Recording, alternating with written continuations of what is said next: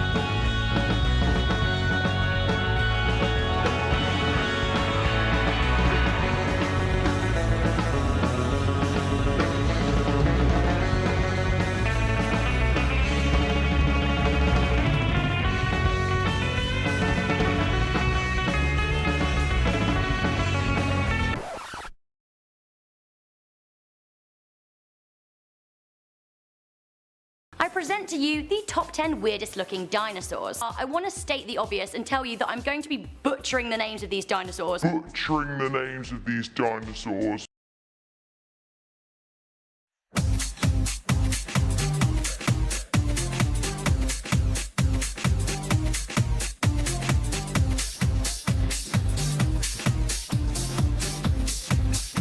In at number 8, we have the Tradoon. Tradoon.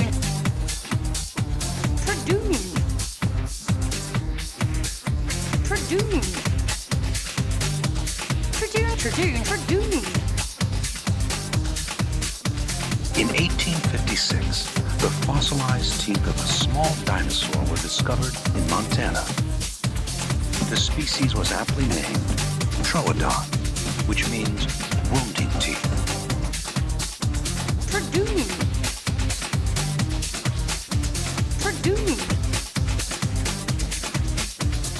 When evolution passed out the stealth gene, Troodons lucked out. Tradoon.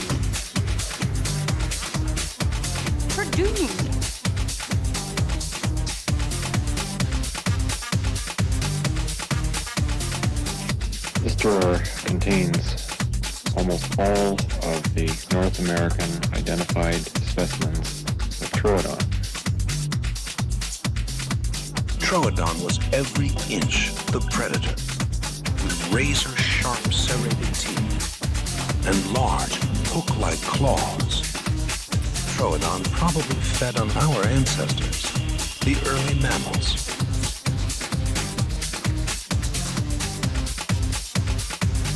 Troodon may have posed a greater threat to mammals than any other predator on Earth. The Troodon was suddenly cut down in its prime.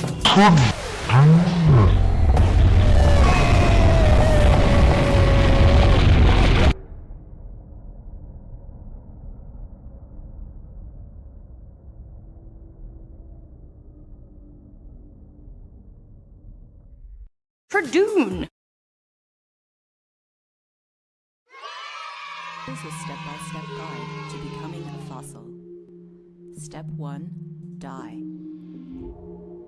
Ellie J, thank you for the 14 months of support, Ellie J. I really appreciate that. Welcome back to Paleontologizing. It's good to have you here. Holy cow. Welcome, everybody. I hope you're having a good day so far. Happy Tuesday to you. I've had a busy day so far, but it's been good. Spent some time at the museum this morning. Hugan. Thank you, Hugan, for gifting Tony as my baby. Thank you, Hugan. I really appreciate that. This is their first gift sub in the channel. That's your first... Hugan, thank you. I really do appreciate that. For anybody who might be new here today, let me introduce myself real quick. Let me explain what's going on here. My name is Danny Anduza. I'm a dinosaur paleontologist. So you probably know already, a paleontologist is a fossil scientist. I work on dinosaur fossils in particular. Dinosaur fossils are what I study, what I publish on in the scientific literature, and what I excavate during the summers. So if any of you were not here for the broadcast this summer, check out the YouTube page. We were digging up dinosaurs in Wyoming and Utah, at least 3 new species just this summer. Broadcasting that live on Twitch. It was a ton of fun. Such a privilege to be able to do that. Really looking forward to doing that next year. Hello, and here is something for all the informative streams you're entertaining us with. I appreciate that, Savage Devil. I would like some advice on, if I may. Today, I called the Museum of Natural History for an internship and they told what they need from me. One thing that concerned me was that they needed my school certificate. My grades were awful, and now I am scared they will reject my application for an internship, and I don't know if my interest in enough. Well, interesting. I would say to go for it, Savage, and maybe attach a note saying that, you know, maybe attach a note saying that you realize that your grades are not impressive, but that was a different time in your life, and you're looking forward to learning and seeing what you can help out with there. Maybe ask if they can bring you on temporarily or something like that as sort of a trial period. I don't know. But yeah. I would say most of all, Savage, don't be discouraged. There are, Here, I should send you a video, actually. My old boss at Museum of the Rockies, Jack Horner,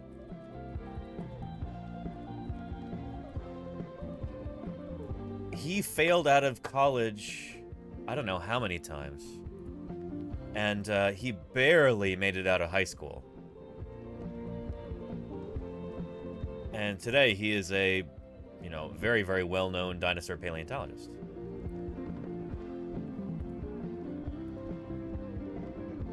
Here, let me... Here it is.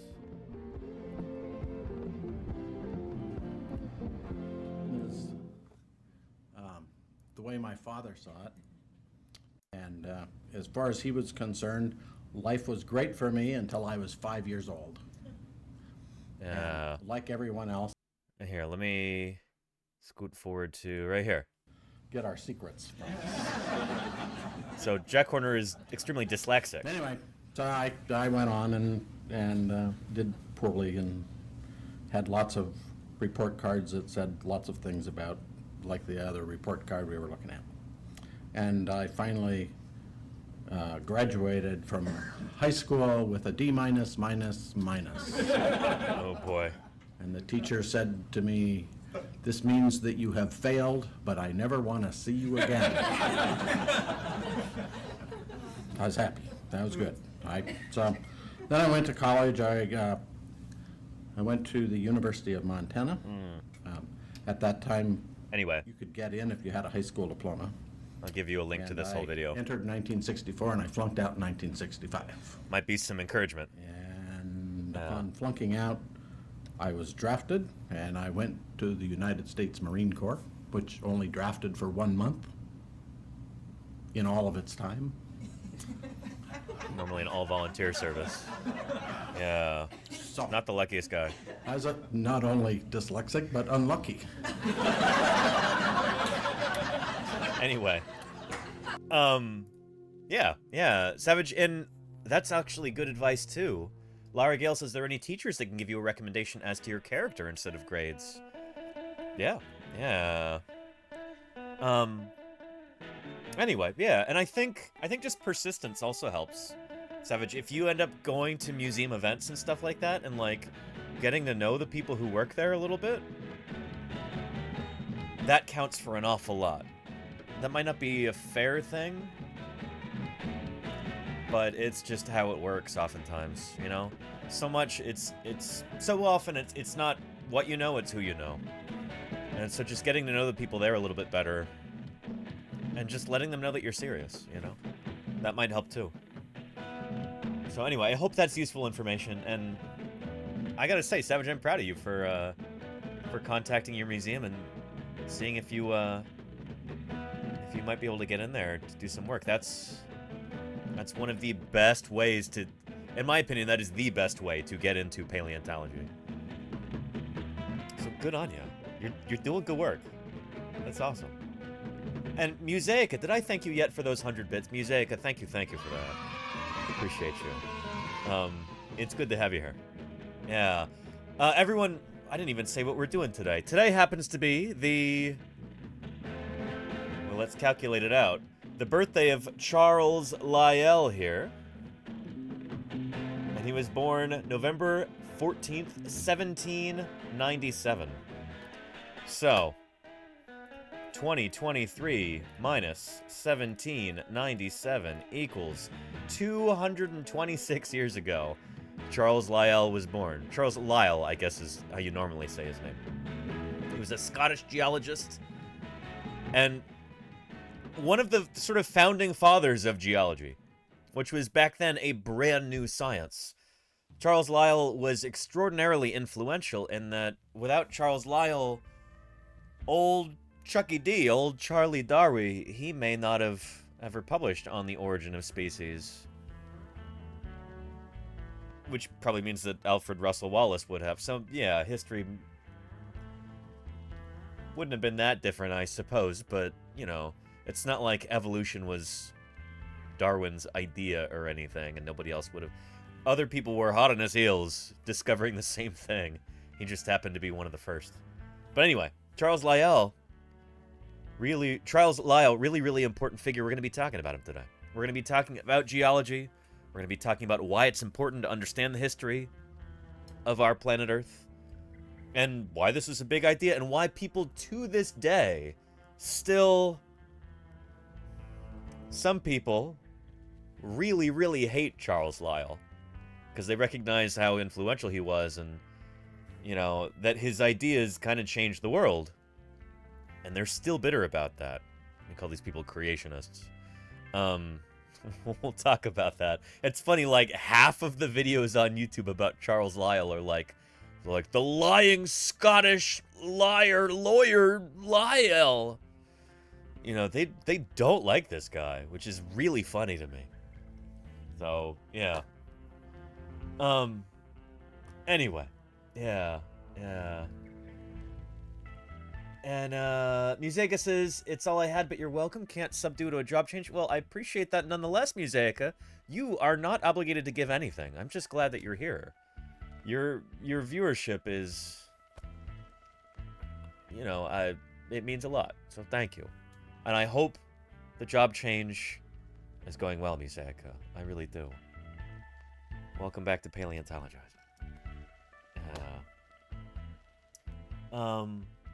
Yeah. Let's see. Ironically, creationists are not very creative. Lenina, it's true. We'll talk about that. Anyway, let me scroll through chat. We've already lost the top of chat. Sorry for being late today. OBS was being a real bear earlier. And not in a good way. Not in an ursine mammal kind of way. It just was refusing to work, even after an update. But we've got Kodali, Matt M33, Smorphosaurus. They seem to have been first today, along with, excuse me, a Truckhorn. How you doing, Truckhorn, with those dancing geckos? I love it. And Golganek. How are you doing, Golganek? Welcome, welcome. Always appreciate your kind words, Golganek. Dinosaur Dave. Good morning to you, too. Morning down in Australia. It is, of course, afternoon here in the beautiful sunny San Francisco Bay Area. It still feels like summer here. It's crazy. Maybe not summer, but, you know, I think temperatures got up into the 70s today. It probably looks kind of like this down at the Golden Gate Bridge right now. In fact, shoot, let's have ourselves a look. Let's take a look at the view from the Lawrence Hall of Science. No, it's cloudier than I thought. Okay. I guess in the last little bit less than an hour it got cloudier, but still nice visibility. There's the Golden Gate Bridge right there. That's San Francisco-Oakland Bay Bridge. This is not too far from where I am, and I was right down here today in Berkeley. This morning, hanging out at the museum. Anyway, I hope you're all having a lovely day. It's good to have you here. Let's continue going through chat. Pinsuke the Penguin, welcome, Pinsuke. Good to have you here. Sandwich Nom Nom, sup to you too. Welcome, welcome. Machi, thank you for the 36 months of support. Machi, holy cow. Dr. Irrefutable, it's good to have you too. Dr. Irrefutable, I'm glad you could make it. Oscar Jr.'s, a fine Tradoon to you as well. I'm glad you could join us. Tony is my baby. Welcome. Welcome. Allie J. Allie, I hope you're having a lovely day today. It's really good to see you. I'm glad you could make it, and I'm excited that you're excited about our exciting geology discussion today. Good stuff. Good stuff. Haraz, how are you doing? Welcome. Welcome. Catatoon. Hello, hello. Mayor of Space says surf intensifies. Yeah. Welcome, Mayor of Space. Sir Steggles, thank you for the 3 months of support, Sir Steggles. I'm glad you're here. Sorry it took me so long to greet you and everyone else, but I'm getting through it. Trappy Jenkins, I'm glad you could make it today. It's good to see you. And Hugh Fun. How are you, Hugh Fun? Oh yeah, and it's Sculpin here.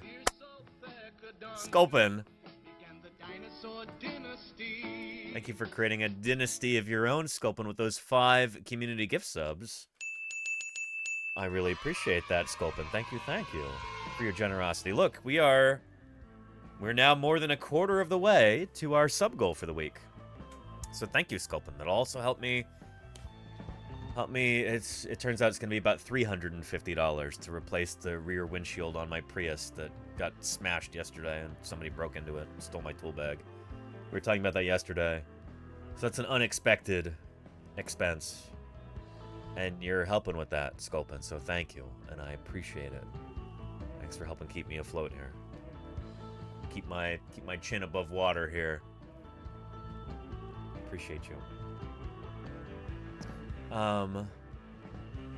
And let's see, Lara Gale, how are you doing? Welcome, welcome.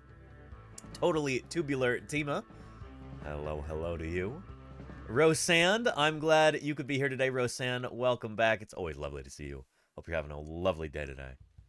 By the way, Rosand, last night, I don't know if I should tell you this, but I've just tucked into the last chocolate bilby that you sent me. I'm finally getting around to eating that. I've been very, very restrained about eating those Easter bilbies. And holy cow, are they still delicious. That chocolate keeps really well. For everybody wondering what in the world I'm talking about, well, many of you are probably familiar with the Easter Bunny. In Australia, they have bunnies, unfortunately. They're invasive there. Rabbits are they're villains in Australia. And JMM6511, thank you for the raid. Welcome, JMM. It's good to have you. Hello, JMM. I'm glad you could be here today. Welcome back. How was your stream? I hope it was really good. Good to have you here. Yeah, so while in the United States or in Europe, I suppose, probably in the UK too, and in Canada, rabbits are like a positive thing. They're a symbol of, springtime and renewal and, new generations. They're cute and they're fluffy. In Australia, rabbits are bad. They're an invasive species. You don't want to have them there. They were introduced a long time ago and they cause all kinds of ecological devastation. Not good. Rabbits are not good in Australia. And so someone had the idea, we've got all these chocolate Easter bunnies for Easter. Why not do something a little bit more appropriate for Australia?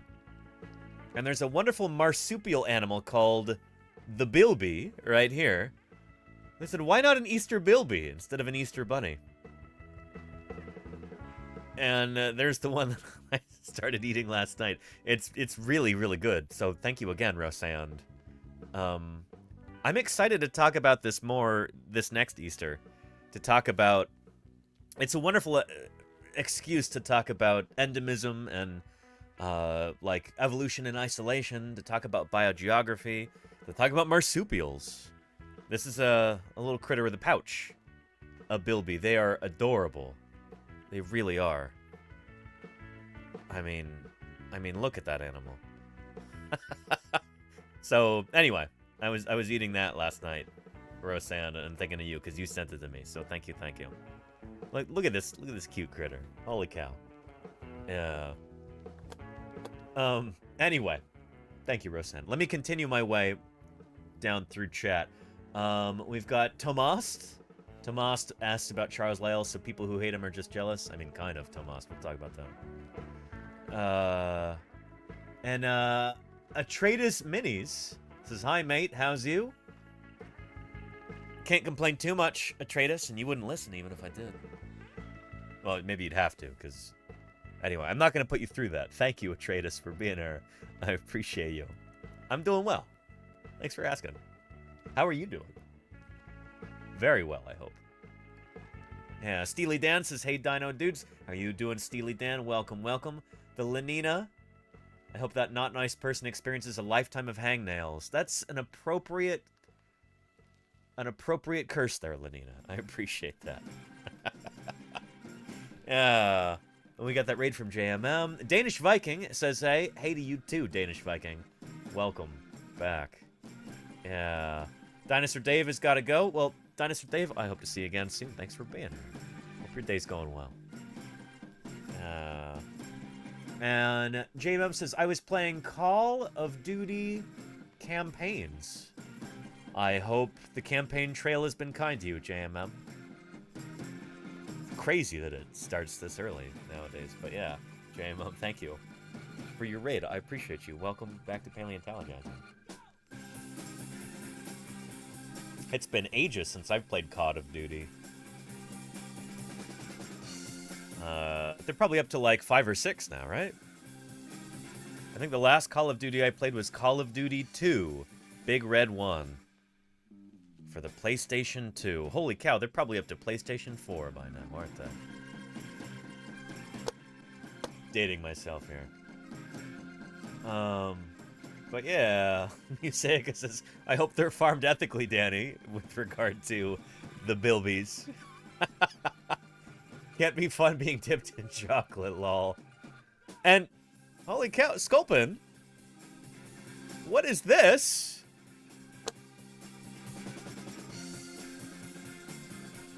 Sculpin. Holy cow! Sculpin, that's a lot of money. Thank you. One big hundo. Holy cow, Sculpin, that is extraordinary. Sculpin says, fix your window. I will, Sculpin. I will. Thank you. And, wait, Catatoon? Catatoon sent one too, and so did A Leaf with Legs. For Car. I think I saw that earlier. Catatoon says, please forgive the thieves. People don't do such things if they are not in a bad situation. I actually saw the guy who did it. Driving around looking real suspicious. And, yeah. He was not driving like, I assume he was the guy who did it. Anyway, yeah. He was not driving a luxury SUV or anything like that. He was not tooling around in a Porsche Cayenne or something like this, or a Range Rover. It's like a crummy little blue car, so I'm sure he's got a lot of difficult stuff going on in his life, and... You know, if it really sucks that he smashed my rear window to take that stuff, but if he really, really needs what he found in that tool bag, which would be like a fire extinguisher, an air compressor to fill up car tires, runs off a cigarette lighter, rain pants and a raincoat. My only good rain pants and raincoat to replace those. And road flares and emergency flashers and like some emergency supplies like that. I guess at least it's useful stuff. It's not like I had a bag full of jewels in there. You know, I didn't have a burlap sack full of diamonds or anything. I wouldn't have had that in my car anyway, you know? But, I don't know. At least the stuff that got stolen was stuff that somebody could use, and hopefully it will be used in a positive way. I don't know. Could have been worse. He could have stolen a whole bunch of guns out of my car or something, which, again, I don't have. But, like, at least I don't have to feel bad about something harmful being put out into circulation. It's a fire extinguisher and an air compressor and stuff like that. Yeah. So, anyway. Catatoon and Sculpin and A Leaf with Legs, thank you for your contribution, Star and Ko-Fi. I really appreciate that. Yeah. Danny plays Coelacanth of Duty. There you go, HD. Yeah. By the way, I'm so excited to be able to paint my Coelacanth eventually. Let me go get that real quick. It's just been sitting over there all blue. I mean, I'll show you how blue this thing is.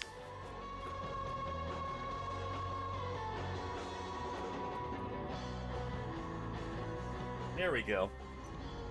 It's so big it, like, doesn't really fit in frame. This is my coelacanth model. I was just reading about coelacanths this morning in the library at Berkeley. We're going to be having a big coelacanth stream on December 23rd.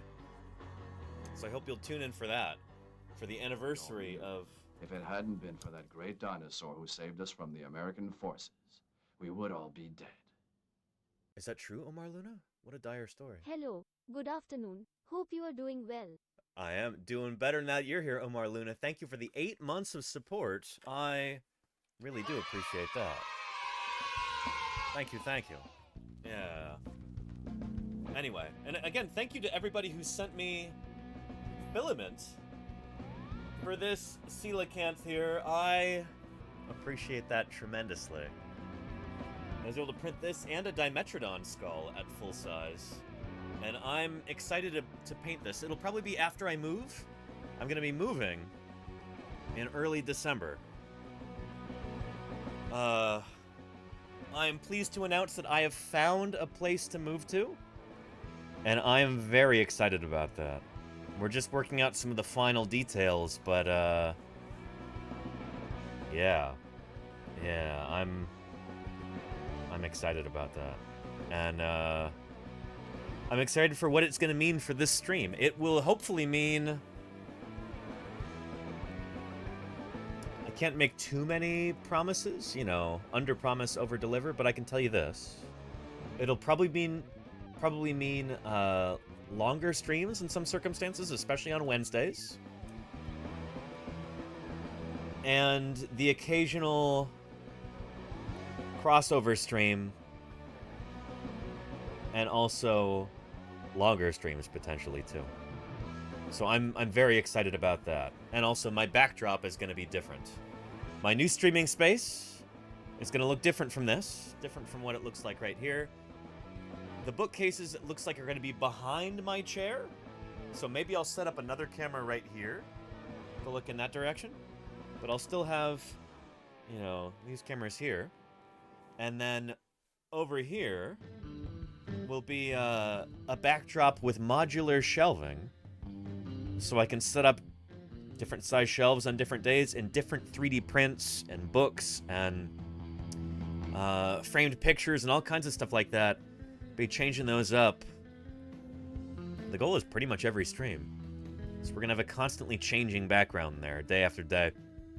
I'm excited about that. So yeah, the Wall of Fossils. Yes, Dr. Irrefutable, yes.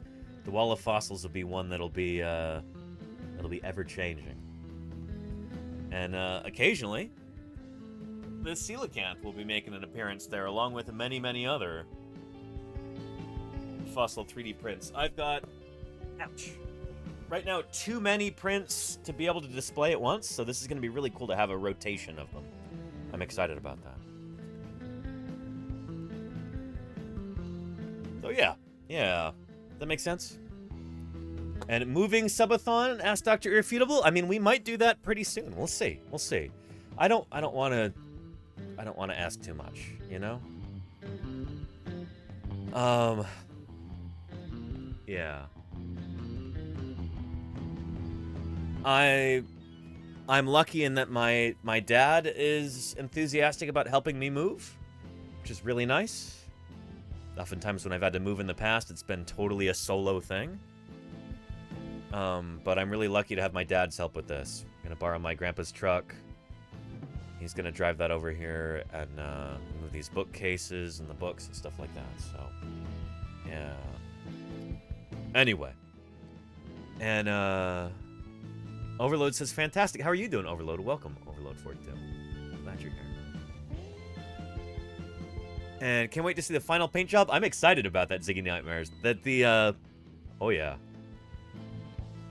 That coelacanth is going to be awesome. And we're going to have a big blowout coelacanth stream on December 23rd for Coelacanth Rediscovery Day, as Golganek said. Yes. Yeah.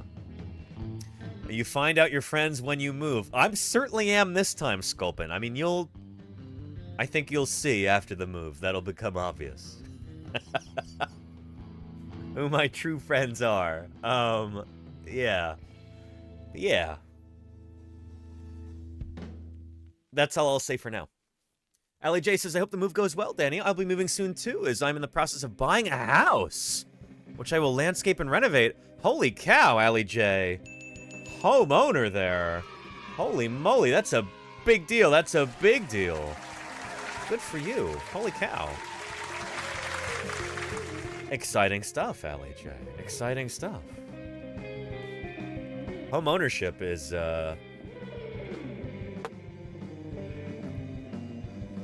yeah. At least here in the States, it does come with a different tax thing. Let's see. Yeah.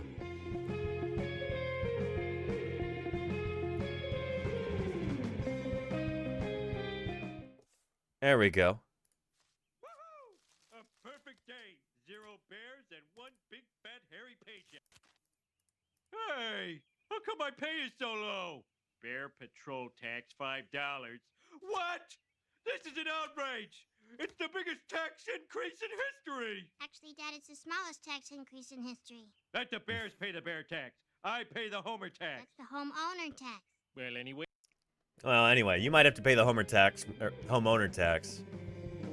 But I think that's a fair price to pay for being a homeowner, Allie J. I'm really excited for you. That's really exciting.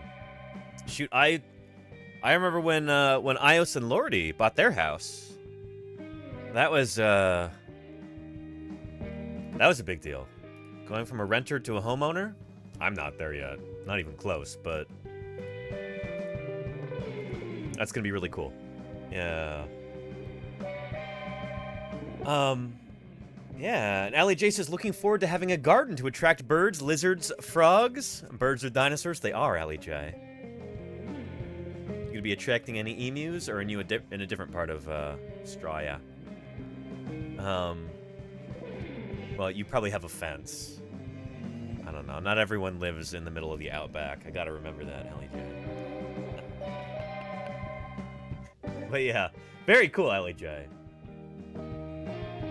I'd love to get an emu, but I gotta talk to my new landlords about that. Probably not gonna happen anytime soon. But I will have a backyard. I don't have a backyard right now. I have a balcony with a little hummingbird feeder. I can have a hummingbird feeder because the homeowners association, while they strictly prohibit the feeding of birds within the building, you're not allowed to do that. Birds are verboten. No birds. Except for hummingbirds, because under the HOA rules, hummingbirds are considered insects. They're not considered birds under the HOA rules, which is insane, but also hilarious. So yeah. It's like that time that the Catholic Church declared that capybaras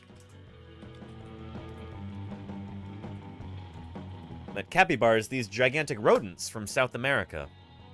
The Catholic Church decreed that these are not mammals, decreed that they were fish, so that they could be eaten on Fridays.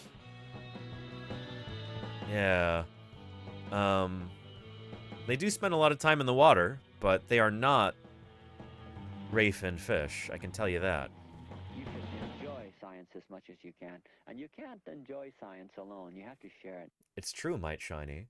Thank you for sharing science with me and everyone else through your support of this channel. I appreciate that very much. 2 months there from Might Shiny. Good stuff. Good stuff indeed. Yeah. Yeah.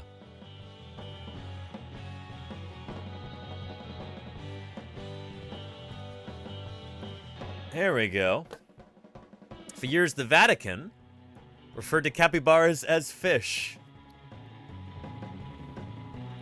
It's the largest living rodent in the world.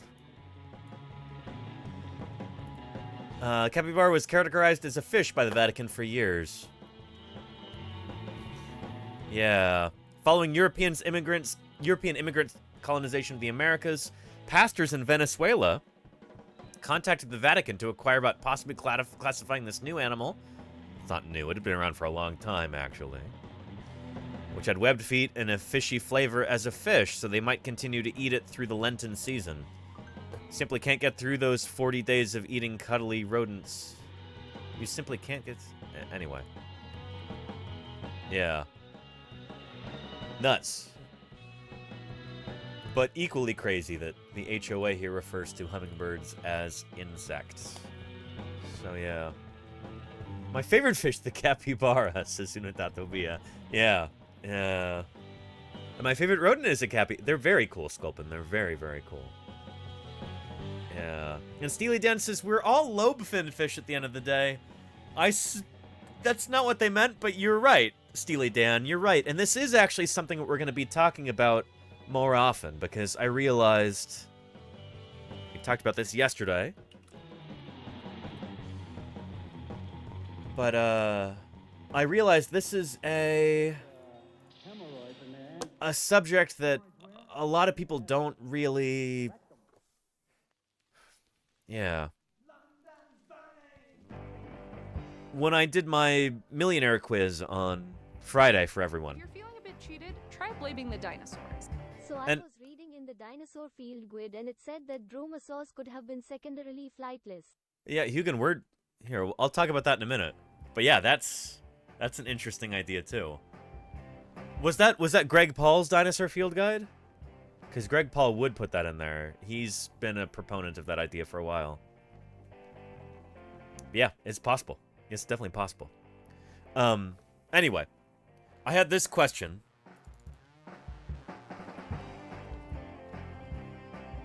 On Millionaire on Friday. What is the one defining characteristic of all mammals? Is that they give birth to live young, that they're warm-blooded, that they have hair or fur, or that they evolved from a mammalian ancestor? This was the correct one. But a lot of folks were kind of confused by this, and that's one of the reasons why I do these millionaire quizzes like this, is to give myself a sense for what people understand and what they don't. What sorts of topics have I been covering well enough that people understand them? And what do I need to do a better job of teaching? And so this is one of those topics that I've got to do a better job of teaching. And, yeah, Sculpin says, I thought it was a weak question. I mean, okay, fair. I guess it was kind of a weak question, maybe. Maybe I need to find a better way of wording that. But this idea of phylogeny is something that is extraordinarily important and not something that is normally taught in schools, like, at all. Most people, even if they are very intelligent and well-educated, they might still never encounter this idea. They might never be taught this, even though it is like a fundamental principle in biology. Even though it is foundational to our understanding of the history of life on Earth. It's just not something that gets taught. So, yeah. But what Hugin brought up there, and thank you for those 100 bits, Hugin, I appreciate it. This actually ties into that. So, that's a fortuitous little meeting there. Hugin says, so I was reading in the Dinosaur Field Guide, and it said that dromaeosaurs could have been secondarily flightless. So what Hugin's talking about here are these animals, dromaeosaurs. Velociraptor is the most well-known of the dromaeosaurs. This is what it looks like in Jurassic World. They didn't actually look like this. What they looked like was more like this. We know these animals had feathers all over their bodies. So Dromaeosauridae is critters like Velociraptor and Deinonychus, which is the Velociraptor from Jurassic Park, is actually Deinonychus, Utahraptor, Unanlogia, Microraptor, Dromaeosaurus, etc.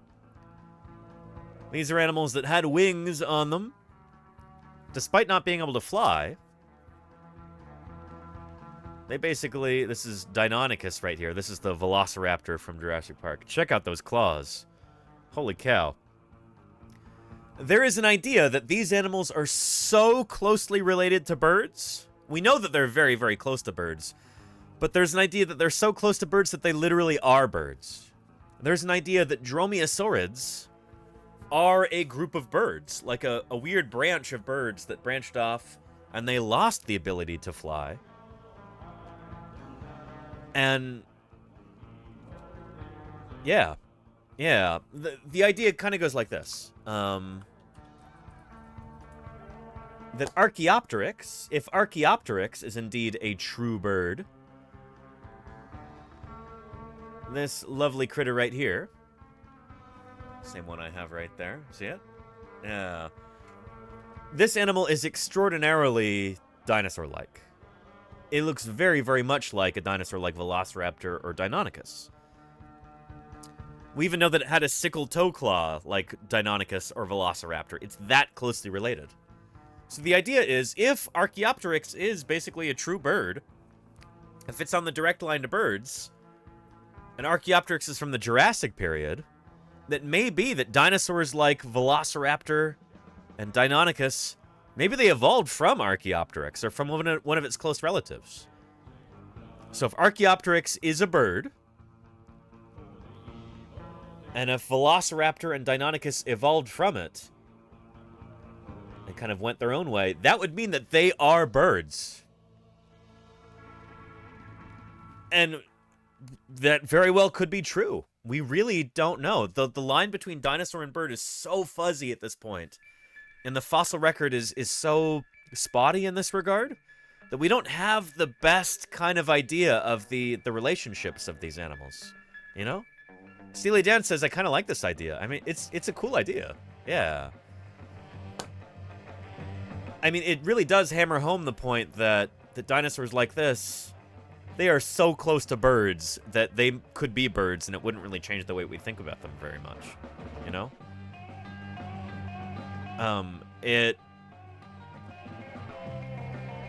It's kind of wild to think about, but also it makes a lot of sense, you know? Velociraptor might legitimately be a bird. Like, not just a very bird-like dinosaur, but a true bird. It is possible that is the case. We just don't really know yet. I mean, this idea that Utahraptor is a bird. Holy cow. Cool to think about. Yeah. But, this is the thing, is that even though we've called these guys dinosaurs, they'd still be dinosaurs, because birds are dinosaurs. In the same way that mammals are still mammals, even if they don't give birth to live young. Even if they aren't warm-blooded, even if they don't have fur or hair, they're still mammals. You know? The way that we classify living things is based on their ancestry. It's not based necessarily on their characteristics. Their characteristics, since creatures are evolving and since they change generation to generation, sometimes you can lose characteristics. And so if you define mammals as just being warm-blooded animals with fur, it's like, well, what if they evolved to not have fur anymore? It's not like they're not mammals. They're still mammals. They just don't have fur anymore. You know, whales don't have fur anymore. Sometimes they have tiny little eyelashes and stuff like that. They've got the remnants of hairs. But they're on their way to losing hair entirely, it seems. That doesn't make them not mammals anymore. They're still mammals.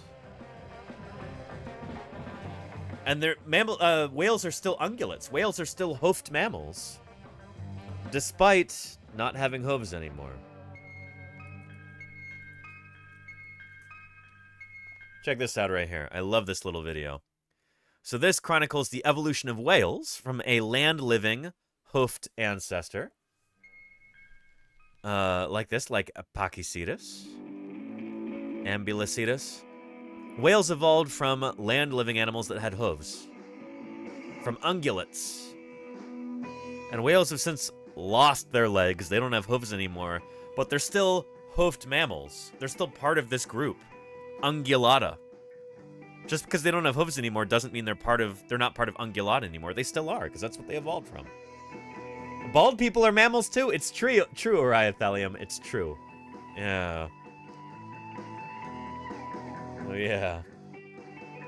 And Phoenix Firestiff says, wait, dromaeosaurs aren't convergent evolution? We don't know about dromaeosaurs yet, Phoenix. We don't have enough evidence to really be positive one way or the other. The dromaeosaurs, they might be a weird branch of birds. Or they might just be very, very bird-like.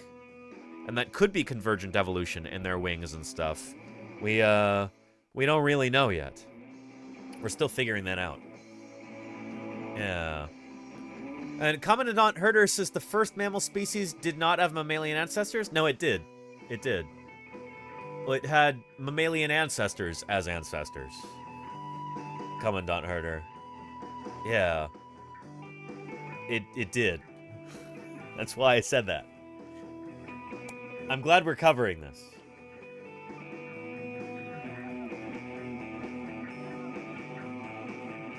So here's the thing. Mammals and reptiles, or to put it more scientifically, synapsids and sauropsids,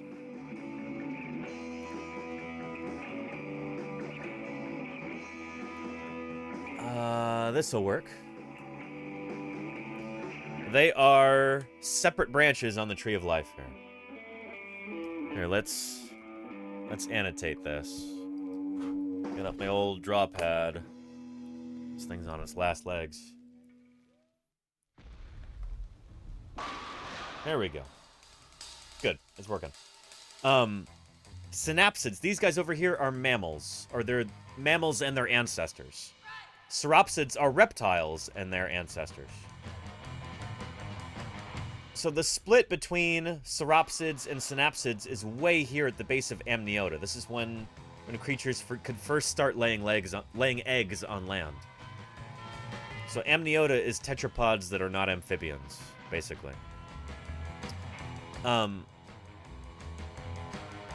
So these guys, sauropsids, they are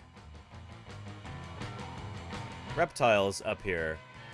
That's crocodiles, lizards, rhynchocephalians, and then birds, too. Birds are sauropsids. Birds are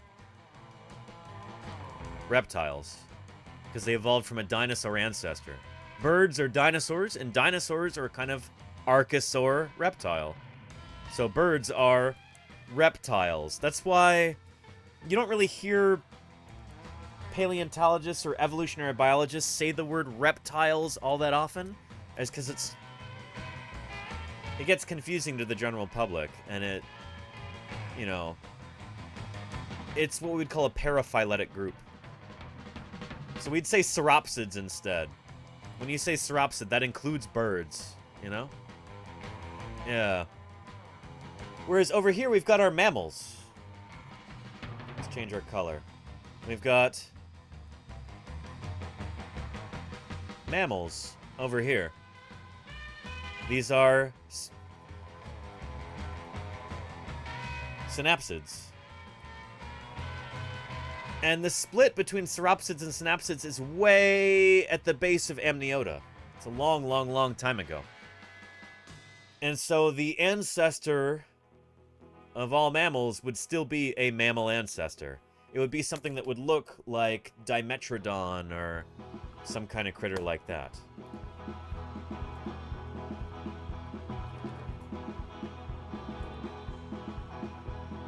This is a mammal ancestor, basically. Dimetrodon. It from long, long, long before the dinosaurs. It might look like a reptile to you, but don't be fooled. It is not related to reptiles at all. We used to call these critters mammal-like reptiles. That's completely wrong. Sculpin, thank you for the 5 gift subs. I really appreciate that. I really do. Thank you, thank you. Sculpin, holy cow. Thank you, Sculpin. There's 5 people in chat who are very happy. They don't have to watch any ads at all for the next 30 days. You may have even rescued some people from the ad that's going on right now. So yeah, yeah. SB says that's clearly a reptile-like mammal. I mean, kind of get the reptile-like thing out of your head, because it's not helpful. Reptile is really not a It's not the most useful term. You know, it's confusing. Cryogaijin says it's a very dry fish. I mean, fish also is not the most helpful word. Here, the reason why reptile and fish are not helpful words, why they're not very scientific, why they can lead people astray, is because of this. Those are both paraphyletic groups. And so, here, maybe this video will help? Let's try this out, just for kicks and giggles here. Sorry, this is loud. Hey geeks, welcome to another Oh, welcome to another video. video. So today we will be discussing about clade and types of clade. So what do you mean by clade? It is a group Clade. of species Yeah. that include a single common ancestor and are all descendants of that ancestor. And so this is important stuff. I know this might seem a little bit dry, but stay with me here. Because this is fundamental. I wish this sort of thing were taught in U.S. high schools, because it's generally not. Generally, like, I don't know, for a lot of different reasons, partially creationist influence, these sorts of things which are, like, fundamental to biology don't get taught in schools. Anyway, a clade is a group of living things that are actually related to each other. And we say that they're related because they share a common ancestor. They all evolved from the same ancestor, so they're members of a family. A clade is like a group of critters that includes a single common ancestor right here and all the descendants of that ancestor. So it is like, think of it like a V shape, like this. So when we're looking at, like, a tree of life like this... Oh, goodness, these are not... This is it. This is the horizon, hang on a minute. which marks the extinction of the dinosaurs. Below this level, and out in here, there are dinosaur fossils. Above this level, on these rocks, there are no dinosaur fossils. So I'm actually standing on the level that marks the extinction of the dinosaurs. Holy cow. Shinking Godse and their 9 raiders have stumbled below that level. Let's talk dinosaurs. Shinken Godsei, what a wonderful name. Reminds me of Shinkansen, the Japanese bullet train, right? It was, I think, were first established in the 1960s. Welcome to Paleontologizing. And hello to you too, Shinken. And Haskir86, how are you doing? Welcome. It's good to have you here.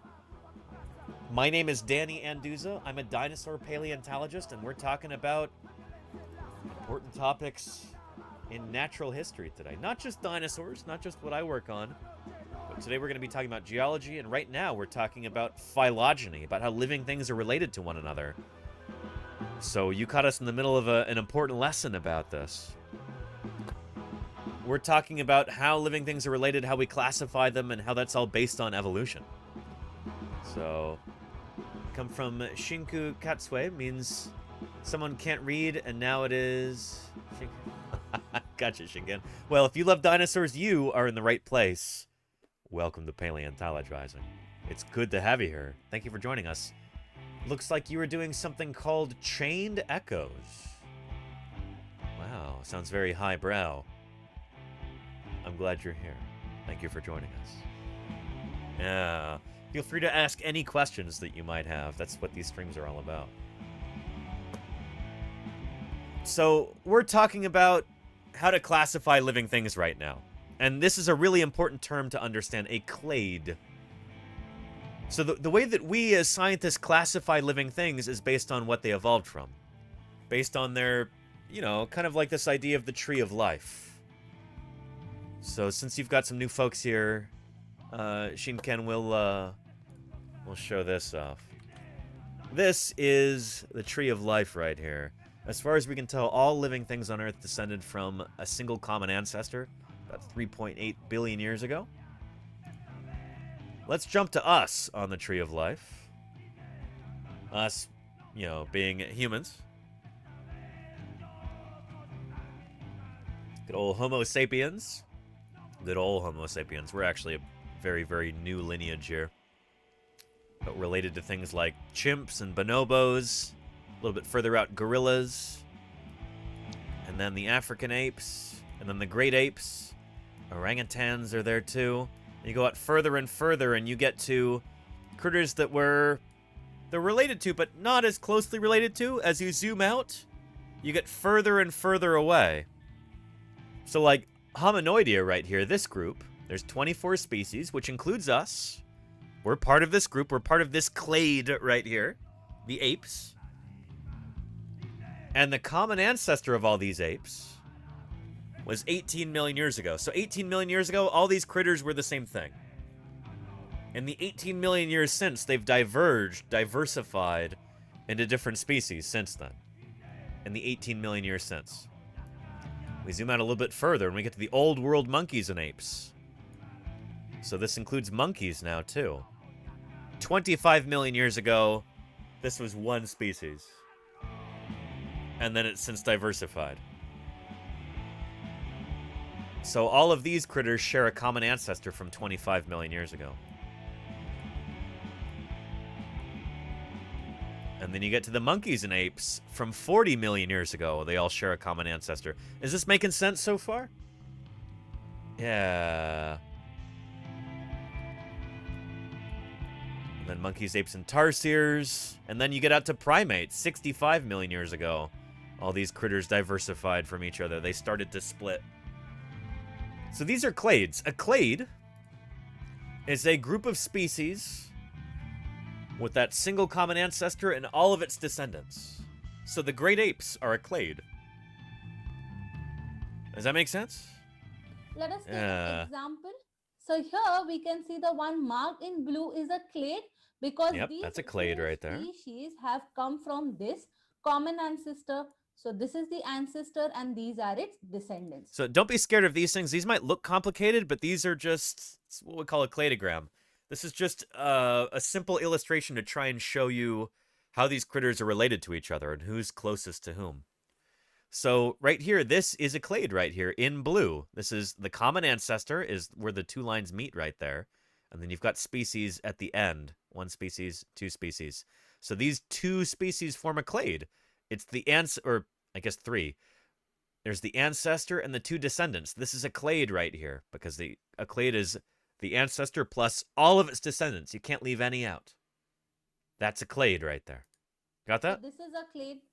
Also, this is a clade because all of these have come from this common ancestor.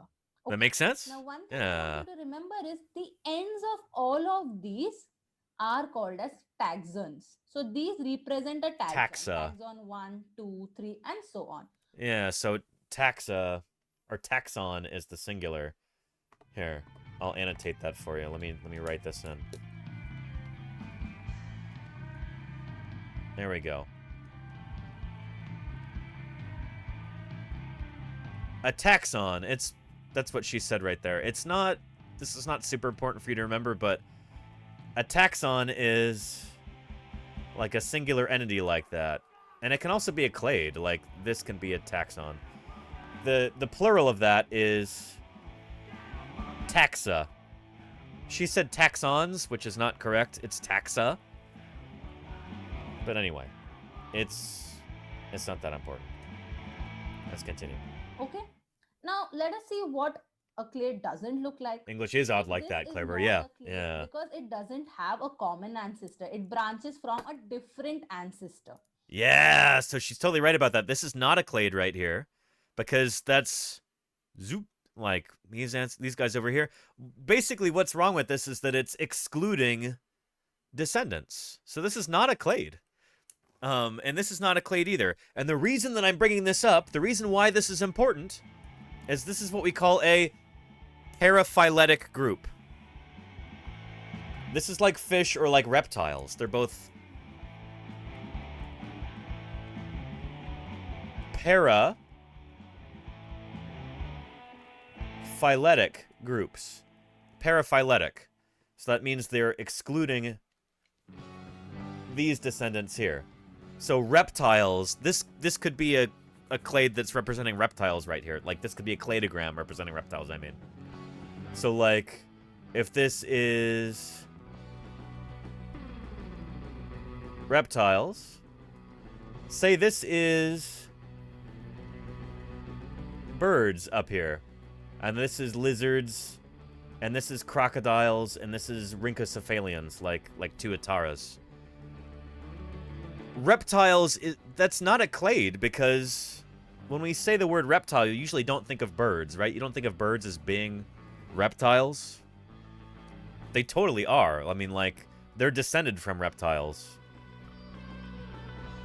But since they're, like, excluded from that, this would be a paraphyletic group, not a clade. I hope that makes sense.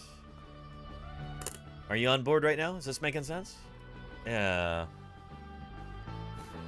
Anyway. Yeah. So yeah. I know this seems like complicated stuff, and I really wish... I promise this would be so much less complicated if you'd learned it in school from a young age, but unfortunately this sort of thing doesn't get taught in American schools, at least. Except maybe in very, very limited circumstances. Evolution in general is not really taught well at all in U.S. schools, be they public schools or often private schools too. So yeah. Claire says, "Yep, I'm good. I'm glad it's making sense." Yeah. And Steely Dan says, "I was taught taxonomy in U.S. high school, but clades were never mentioned." And that's the thing, Steely Dan, is the taxonomy that you were taught, that taxonomic framework is probably like 100 years out of date. It's nuts, you know? You were probably taught like the Linnaean classification system. You know, like this.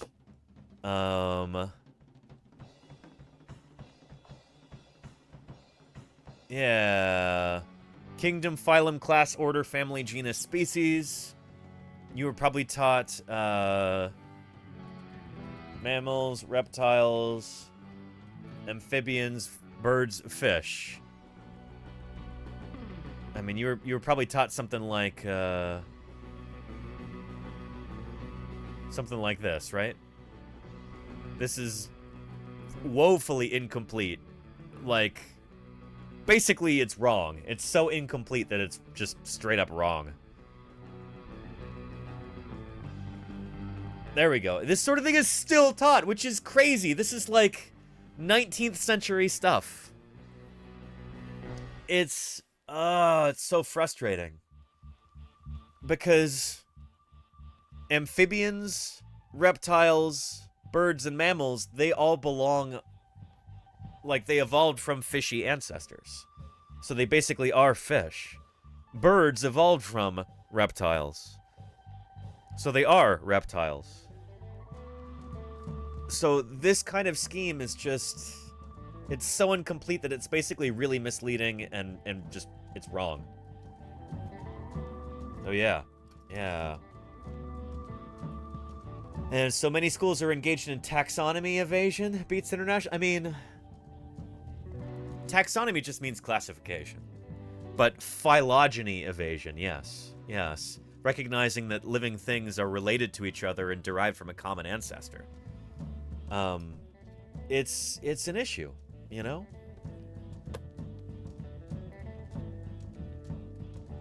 It's a real problem.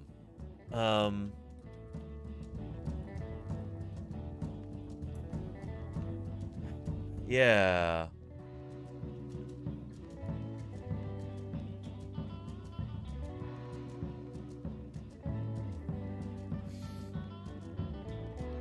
So I'm trying to find you a decent video about this.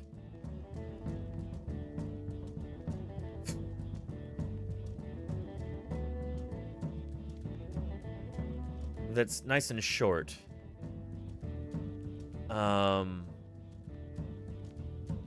Yeah. But a lot of these are going to be pretty long.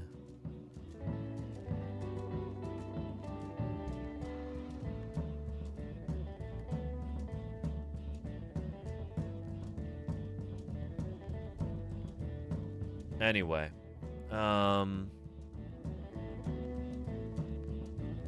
This is gonna be short at least. Let's see what this is about. Here's it. Oh, and holy cow. Lordy! Well, well, well, Lordy. I really appreciate that raid, Lordy. How are you doing? Welcome back.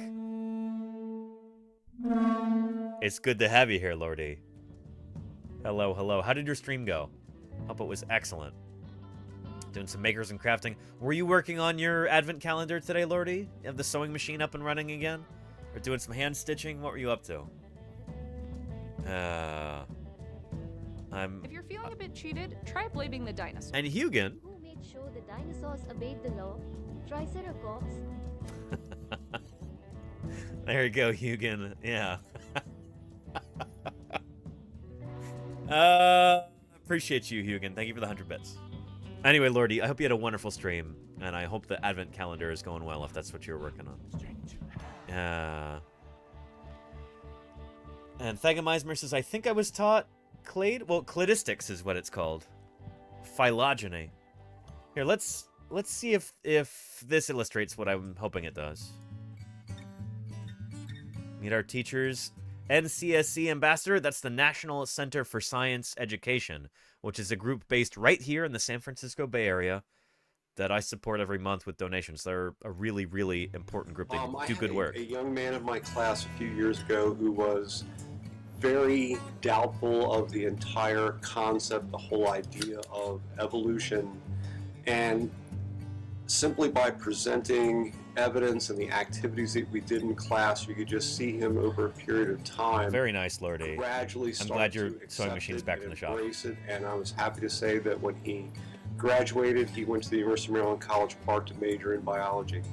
That's super cool. For me, I try to allay any fears by laying out the topics that I'm actually going to cover in my curriculum and present them in a very non-threatening way. And I make it pretty clear that I'm not going to try to influence anyone's religious beliefs. I simply want them to have a firm understanding of the process of evolution. I'm a little bit of I call myself a professional development junkie. I've always found that when I get together with other science teachers, I learn an awful lot from them, and any kind of good PD, if I can bring some ideas back home PD's to my professional school, development. it's well worth my time. My name is Joe Evans. I live on the eastern shore of Maryland, and I just finished my 22nd year of teaching AP Biology, Biology Forensics, nice. and as of last October, Physics. Cool stuff. The National Center for Science Education does really good work. They are, yeah, well, shoot. What do they do? I think there's another video here. What is NCSE? The story of NCSE. Here we go. And forensics in AP, I think that's like speech and debate, Sarah Blam. I think that's what forensics means. I don't think it's like forensic science, like CSI. Crime scene investigation. I don't think it's like that. That the earth started from a little spark, but they can't tell whence came the spark, you see. Yeah. So this is what we're talking about today. This is a nice segue into our big topic for today. The National Center for Science Education is a clearinghouse for information about the creation and evolution controversy. In my office, we give people advice. We tell people what to do Here's when Eugene they Scott, personal hero of mine. Who's making life difficult for the teachers by insisting that they either drop good science, evolution, or that they teach some kind of religiously based alternative to evolution. And so this is a huge deal in the United States. For anybody who's watching from overseas right now, you might be kind of confounded by this, might be surprised, but here in the U.S., unfortunately, the idea of living things changing over time, the fundamental principle of biology, this is really controversial among the general public. And it is not taught in schools very often at all. It is much more commonly not taught. And the National Center for Science Education was established to help with that, basically. To help fight the good fight here and fight for good science education. I get a call from a community where there's a problem. I'll And get there on you go, my Philolus, database, yeah. I'll contact Yeah. the scientists and the civil libertarians in the area. We network with other groups like People for the American Way, Americans United for Separation of Church and State, ACLU. And we say, hey, we need you to write letters. We need scientists and clergy and teachers to go down to the local school board and tell them why this bill is no good, tell them why this particular textbook is And not Real a good Sugar, textbook I can to relate. use. I know what And you here's mean the there, Real Sugar. information that'll Yeah. help you make a good I'm case. glad you're here. We have Once about again. 4,500 members. The Institute for Creation Research has a mailing list of close to 300,000.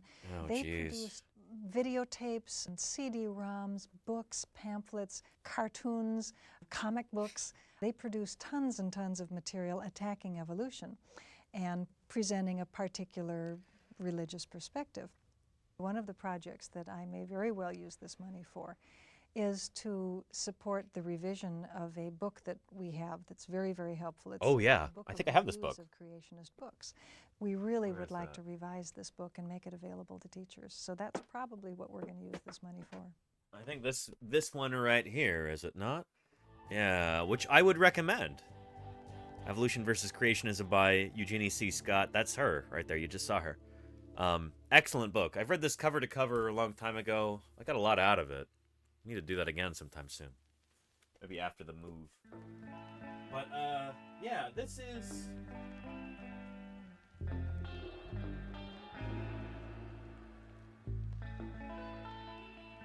really jam-packed. There we go. But this is a controversy that goes back a long time, like a couple hundred years at this point. So, let's talk about that, shall we? Let's talk about our main subject for the day.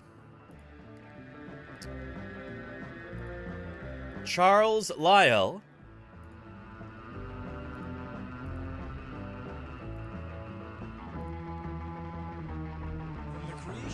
and the birth of geology.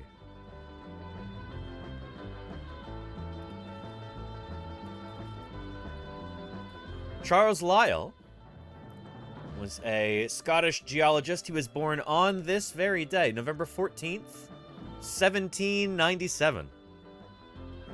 A long time ago. And he helped establish the field of geology as a proper science. Remarkably influential, very important. Let's talk about him. Yeah.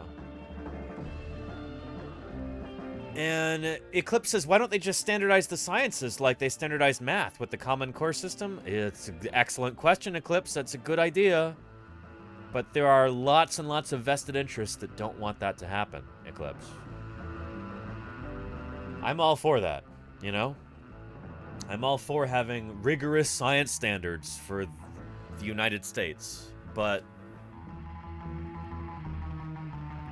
yeah. That'd actually be a great question for NCSE, for some of the folks from there. But yeah. Anyway, let's talk a little bit about Charles Lyell here. You might recognize the narrator in this video. Ice ages to the effects of global warming, the Earth's climate is a roller coaster of change.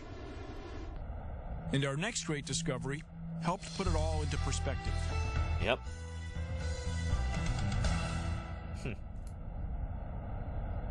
Oh, hi, Bill. For This is centuries, SB. people believed that the Earth was shaped by catastrophes, like the biblical flood. But in the early 1800s, an Oxford-educated lawyer named Charles Lyell shattered that belief and revolutionized geology. Yep. Sorry about the poor quality here. This is the best we've got on YouTube. Yeah. Lyell spent years traveling the world, studying an overwhelming number of rock formations and fossil samples. He had a brilliant eye for detail, and piece by piece, he began to see that the rocks told a different story. So you know it's vintage. There you go, Quiver. Catastrophes such as volcanoes, earthquakes, Volleyball. Oh, earthquakes. and floods occasionally affected the planet, The greatest changes were the result of an incredibly slow and natural geological process. A process driven by wind, water, erosion, and the heating and cooling of the Earth. So it's this idea that, like, the present is the key to the past. That, like, the processes that we see happening today, you know, be they erosion, deposition, stuff like that, you know, things seem to happen kind of slowly today. Mountains don't come up in an afternoon. You know, they take thousands or millions of years to rise. Back in the day, before Charles Lyell, there was this idea that, like, oh yeah, mountains would happen in an afternoon because of some sort of enormous catastrophe or something like that. But the thing is, we can actually measure the growth of mountains today with precise instruments. And they come up very, very slowly. So Charles Lyell's real insight is that, like, shoot, these processes that we see happen today also happened like that in the past too. And that means that many of Earth's features like this, topographic features, are formed very gradually. You know, this idea that the present is the key to the past, the processes that we can study today are the same processes, those same natural processes that were happening a long time ago as well. It's kind of taking nature and being like, yeah, it's natural. It works. There's natural processes that do these things. It's not because of fairies or elves or goddesses that make the mountains rise or anything. It's like, it's just, we can watch these processes happen today. Those are the same ones that were happening a long time ago. That might seem like an incredibly obvious idea, like a real no-duh kind of a concept. Like, of course, the processes that we see happening today are the same ones that happened yesterday and the day before and stretching way back into time. But this was revolutionary at the time. This was a big deal. And it was pretty controversial. This idea that, like, no, you can actually study the Earth. You don't have to wave your hands and say it's magic. You know? Story of the extraordinary world of paleontologists. And dumb moths, welcome, welcome. Holy cow. Why what they do is important for science. Dumb moths and their 33 raiders have stumbled into the extraordinary world of paleontologists. Thank you, dumb moths, for the raid. How are you doing? How was your stream? I hope it was really, really good. Welcome back to Paleontologizing. It's good to have you here. Yeah. And Moth's Raid, yes, Monotonist, welcome to Paleontologizing. For you and anybody else who might be new here, let me introduce myself real quick. My name is Danny Anduza. I'm a dinosaur paleontologist. So I study dinosaurs. I dig them up, and I talk about them here on Twitch. And Leon MZD, thank you for clicking that follow button. I do appreciate it. Thank you. That's good stuff. Welcome. We are today talking about geology and about kind of the birth of the science of geology. This fundamental insight that the processes that we can observe today about rocks forming and rocks changing, those same processes were also happening a long time ago too. It was that realization made by Charles Lyell that really kind of helped establish geology as a science. And the reason we're talking about this today is it's the 200th birthday of Charles Lyell. He was born in 1797 on November 14th. So yeah. Anyway, good stuff.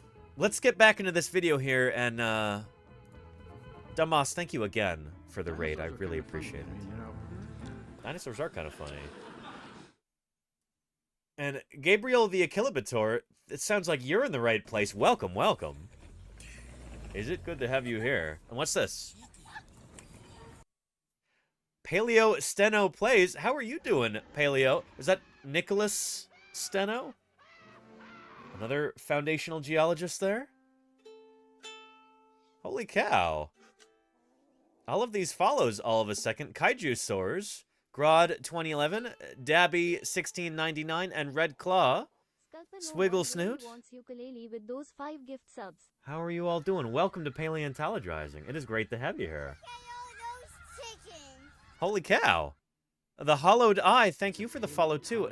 Version of heaven. Eldritch Pixel, Dragon Spartan. Every bone that we find tells us something about how the world was. Just Well, well, well. Scientician. He'll tell you that in nature.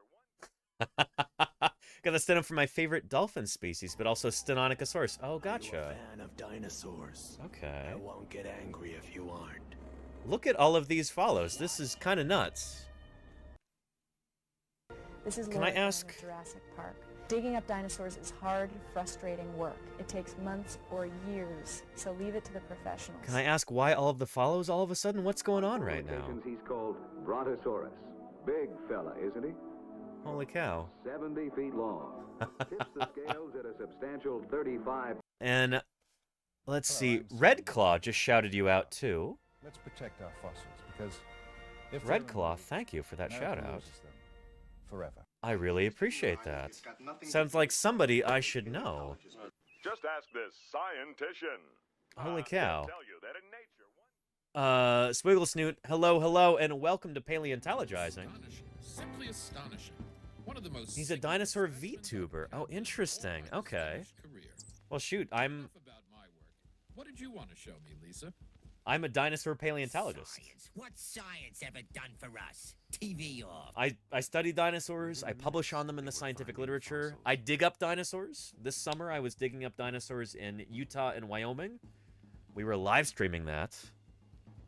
We have at least 3 new species dug up this summer. Very excited about that. Yeah. Good stuff. And Real Predator says, you were in Utah? I'm sorry. Utah's got more dinosaur fossils than maybe any other state in the United States. And it's a lovely place to visit. I'm glad I don't have to live there. Anyway, Me Oog, thank you for the follow. And Blue Light and Cryptic Static, DB the Third, and Real Predator, thank you for your follows too. Welcome. It's good to have you here. Thank you for joining us. Holy cow. I need to look into who this Red Claw person is. Let's see here. Twitch.tv/Red Claw? Silly little guys. Well. Okay, I dig the feathers on there. Feathered theropods. That is, I'm all for that. We now know that most, if not all, theropod dinosaurs had feathers at least at some stage in their life.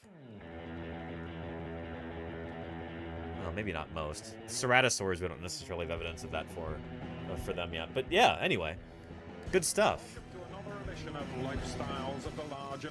And Eldritch Pixel, thank you. Someone used your rad emotes in Rad Claw's stream, so we're shooting you follows because you're cool. I appreciate that, Eldritch Pixel. And Grari Brown, thank you for the follow. Welcome. This is awesome. It seems as though we've got a whole bunch of really cool people here who might know a thing or two about fossil science, and I want to assure you, you are 1,000,000% in the right place. Welcome to Paleontologizing. It is fantastic to have you here. I think this is a wonderful opportunity to introduce a good friend of ours. We call him Previously Recorded Danny. So without further ado, we'll bring him on. He'll tell you a little bit about who I am, what this channel is all about, and all that good stuff. So, hang on. Goodness. He's very excited. We'll let him take center stage here. You're in good hands with Previously Recorded Danny. Previously Recorded Danny, take it away. Thanks, present day Danny. You know, people ask me all the time, Danny, how did you first get interested in paleontology? And I've always been interested in fossils from the earliest time I can remember, particularly dinosaurs.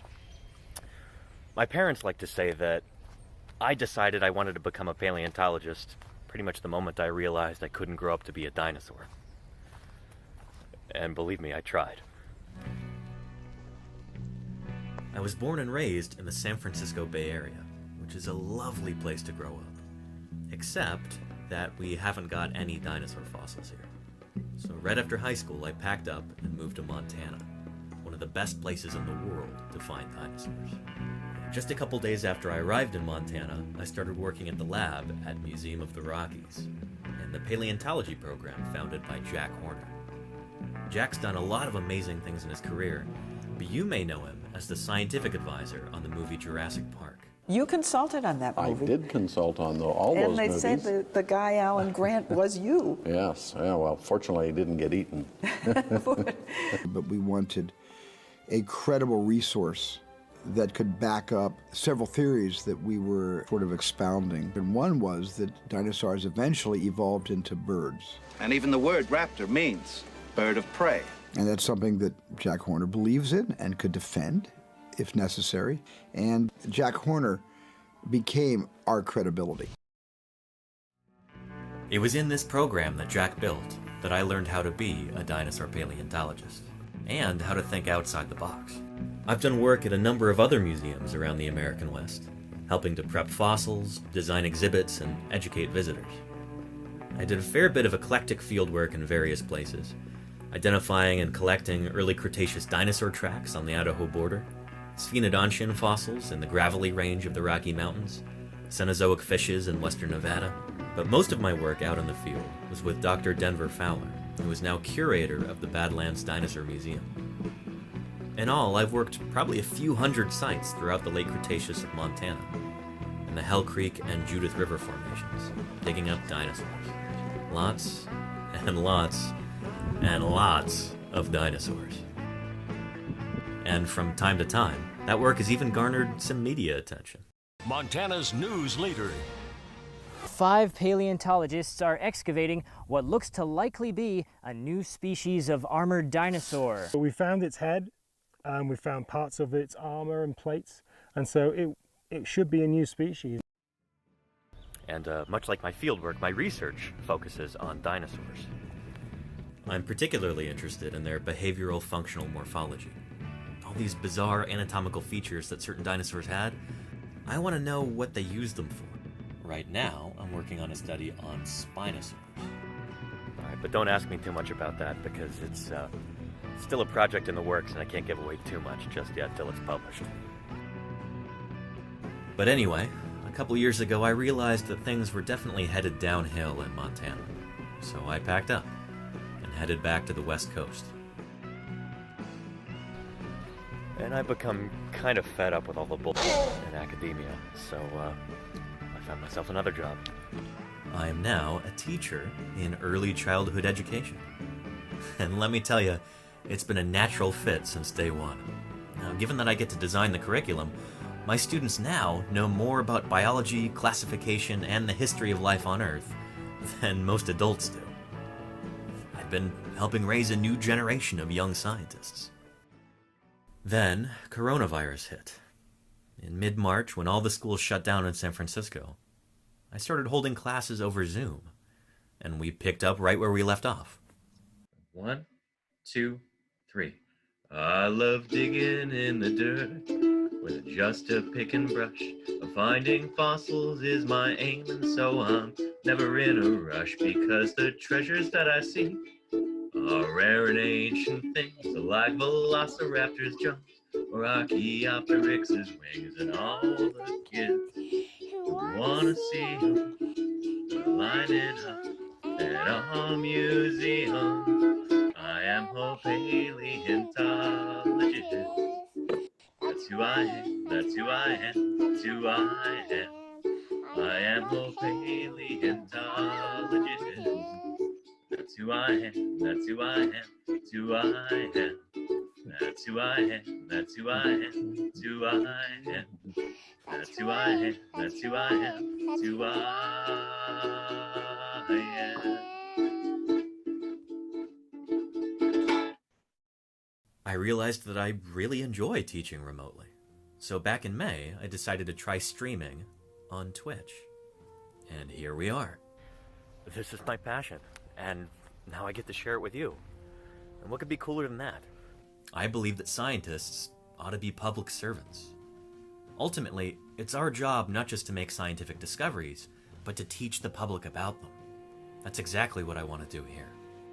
Now, because of COVID-19, this will be my first summer in almost 10 years with no fieldwork.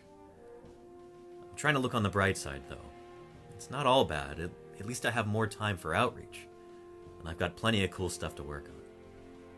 And if you could throw some support my way by subscribing, I'd be incredibly grateful. So anyway, if you are new here, you should be pretty well clued in by now. And I'm glad you're here. I hope you're having a good time. Anyway, let's see what present-day Danny has cooked up for us. All right, present-day Danny, back to you. Well, thank you very much, previously recorded Danny. And of course, thank you to all the new folks who have come in here, both with raids and through the suggestion of Red Claw there. I really appreciate that. I just went and followed Red Claw while previously recorded Danny was holding down the fort, and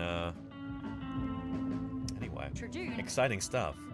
Now you've got kind of a sense of who I am and what I do, and if you've got any questions at all, don't hesitate to ask them. I had a question earlier from, let's see, who was this? Asking about Dinosaur Farm, Dinosaur Discovery Site at Johnson Farm, rather, in St. George, Utah. Eldritch Pixel, yes. So a friend of mine used to be the director at that museum. Liz Friedman Fowler was director from there, and now Andrew Milner is an acquaintance of mine. We were hanging out at the conference in Salt Lake City this past summer at the Mesozoic Terrestrial Ecosystems Conference. He works at the site in St. George. Very cool stuff. I love that there's evidence of fishing behavior in theropod dinosaurs. Dinosaurs probably pretty similar to like Dilophosaurus.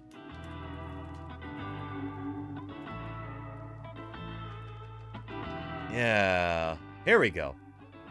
Good stuff. I'm trying to find you a decent size image of this, and they're all super small. But I guess we'll make do with this. Yeah. I actually study fishing behavior in Spinosaurids, and I'm hopefully getting that published by the end of the year or early next year. Yeah. So yeah, good stuff. Really, really cool that they actually have trackway evidence of fishing behavior in these dinosaurs down there in southern Utah. It's awesome. Yeah. Sarah Blam says it was super cool to see you on the dig this summer. Sarah Blam, I'm glad you had fun with that. It was such a privilege to be able to take everyone along for the ride there. Here, let's go back through the YouTube page, through all my VODs. And here we are. Yeah. Expected to start in the next 22 minutes. Oh boy. Should we... Actually, looking over there, I kind of... Oh, this is when we had that big sandstorm come through, I think? Is that right? But I think we should do like... Yeah. This was kind of nuts, if I'm remembering correctly. My little shade tarp that'll help a little bit, or maybe it won't. Huh? Anyway. Good stuff. Live streaming dinosaur digs this summer was so cool. It was really neat to be able to... These are gonna go to the natural... To bring my work to all of you. Yeah. And that wasn't the sandstorm one. That was a different one, Clever. All right, excellent. Welcome to Paleontologizing, everybody. It is wonderful to have you here. Welcome back to the desert of eastern Utah. It's very hot out today. A little bit cooler than yesterday, actually, which is really nice. We are continuing work down there in the quarry. There's actually some plastering going on, so let's go check that out. If you're here for the very first time, then extra special welcome to you. My name is Danny Anduza. I'm a dinosaur paleontologist. Really looking forward to doing more of these next summer. I stream fossil science here on Twitch. I'm here with a crew of paleontologists and volunteers out here in the Cedar Mountain Formation, earliest Cretaceous of eastern Utah. Digging up the ancestor of Utah raptor, probably. Right now. There's the dish and the router and the solar panels. And yeah, without further ado, let's just go look at the plastering that's going on currently. Yeah. Just tell us when you're doing your funding. I will, Jody Fish. Trust me, I will. Oh, yeah. At least 3 new species we dug up this past summer. There we go. Nice. So we had a rib under there. Some gypsona. Yeah. So gypsonas are these kind of pre-plastered bandages, medical bandages.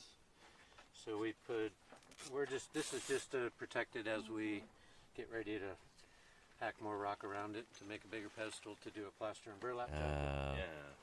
So we put down some toilet paper and wet it, cover, so that'll protect the bone from the That's assistant state paleontologist for the state of Utah, Don DeBlue, right there. There's Don. By leaving a little rock exposed, I'll get the gypsum to actually stick to the rock. Yeah, nice. And then I will just... Hylocomium says, when you find something in the field, do you have any idea if it is something that will add new knowledge? We often do. You never know 100% until it's been brought back into the laboratory and has been cleaned and prepared and gotten ready to put into collections. But sometimes you recognize something and it's like, oh yeah, that is new. That is going to be really, really important. And so when you recognize something as being new and important, you know that it should be high priority for cleaning so that you can study it more quickly. Study it sooner. Get it published sooner. There are high priority fossil jackets, and there are low priority fossil jackets, and then there's medium ones too. So, yeah. Golganek gifted a tier 1 sub to Gabriel. Golganek, thank you for gifting Gabriel the Achillobator. I appreciate that, Golganek. Thank you, thank you. Gabriel, enjoy. Prerequisite to the evolution of large mammals and to our own existence.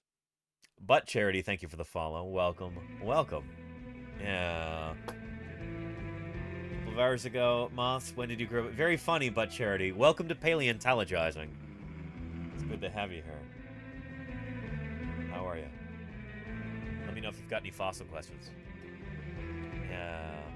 You can sometimes know you found something new? Absolutely, Hylocomium. If it's really new, then you know. Then you know.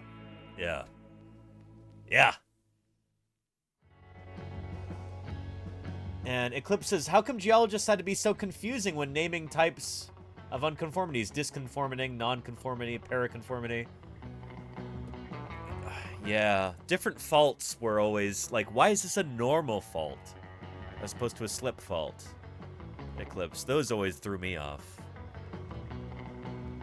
I admit I'm not a particularly good geologist. Yeah. Anyway, but you know who was, or who was immensely important in the history of geology, was Charles Lyell. He is our subject for today.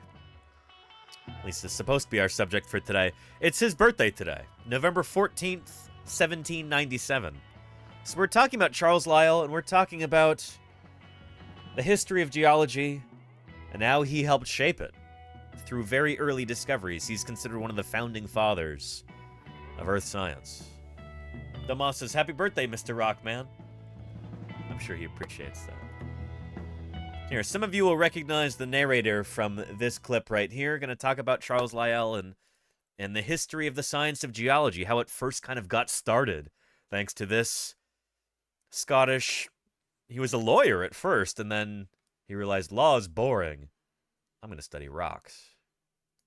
From the creation of ice ages to the effects of global warming, the Earth's climate is a roller coaster of change.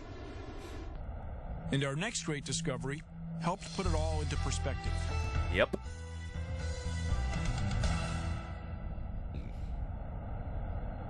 For centuries, people believed that the Earth was shaped by catastrophes, like the biblical flood. But in the early 1800s, an Oxford-educated lawyer named Charles Lyell shattered that belief and revolutionized geology. Yep. It was a big deal.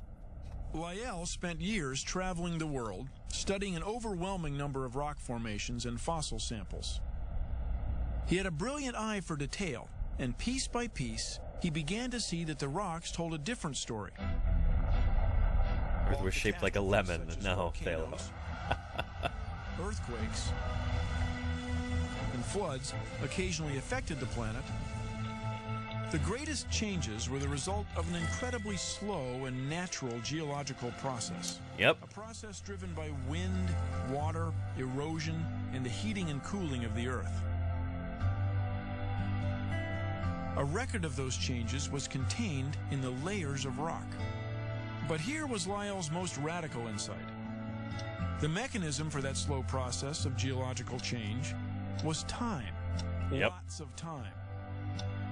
So the idea is that basically the same processes that are going on right now, erosion and deposition and uplift of mountains and stuff like that, these same processes that we can observe today, we can measure them happening very slowly.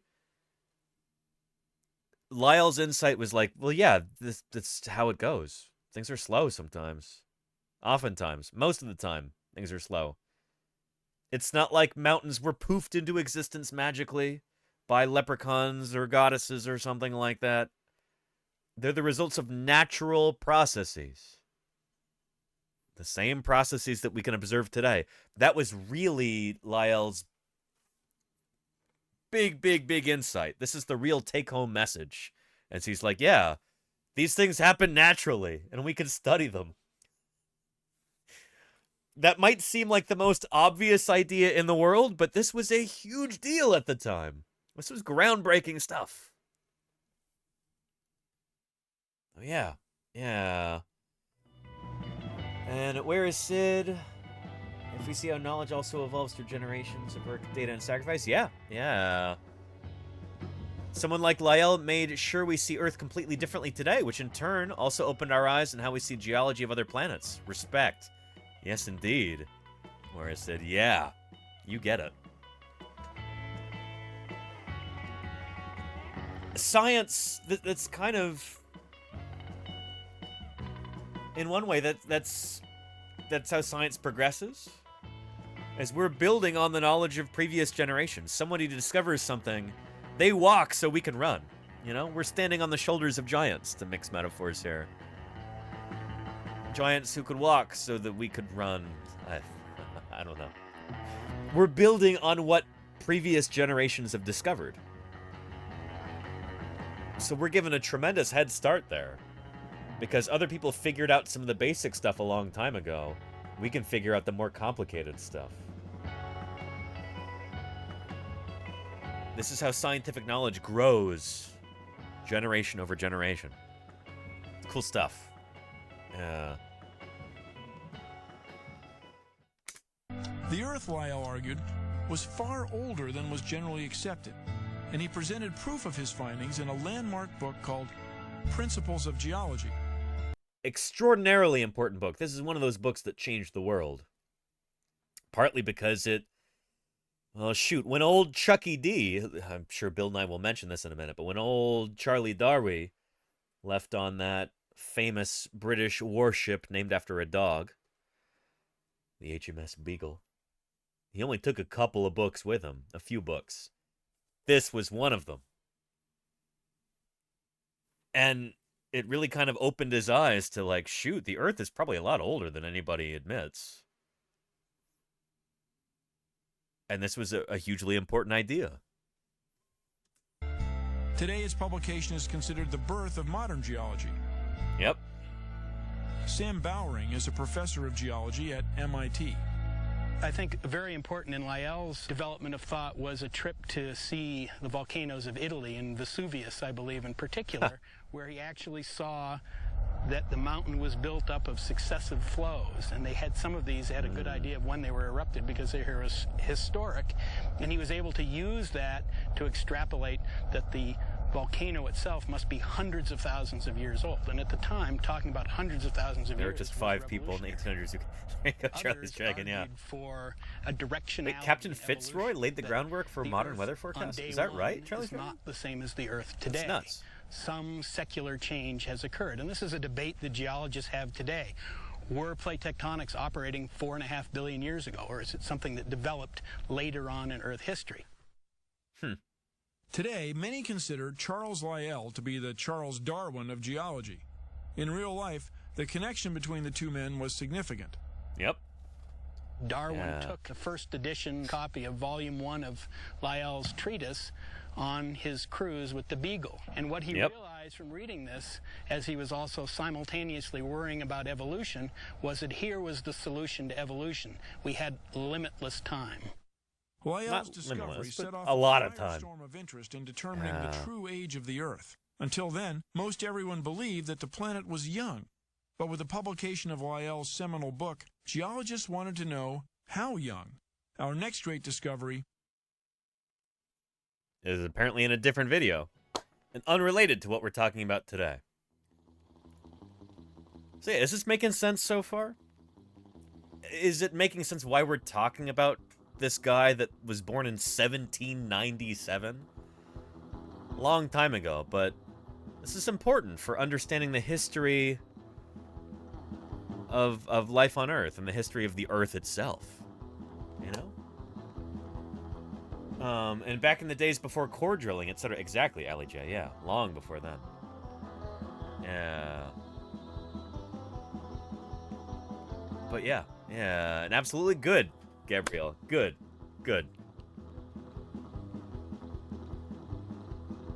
Let's take a look at this. Another video here.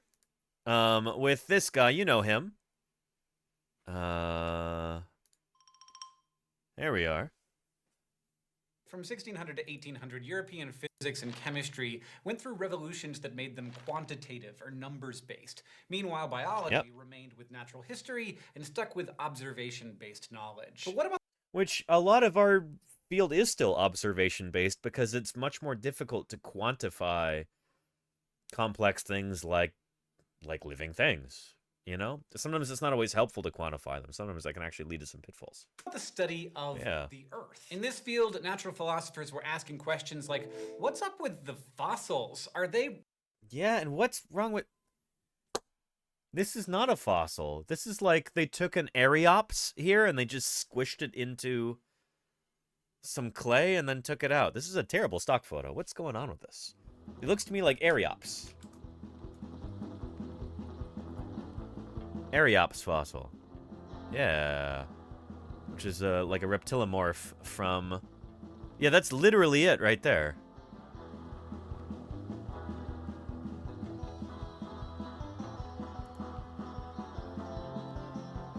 Is this just a bad Photoshop job, or what's the deal here?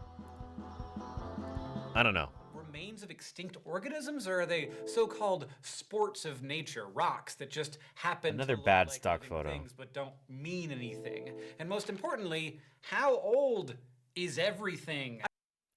An amphibian, if I recall correctly. I think Areops might be a reptilomorph. Let's look it up real quick. It's from the Permian, from the early Permian. It was fed upon by critters like Dimetrodon. Areops. There we go. Yep, it is an amphibian. A temnospondyle. I'm thinking of Seamoria as a reptilomorph. Here. Seamoria.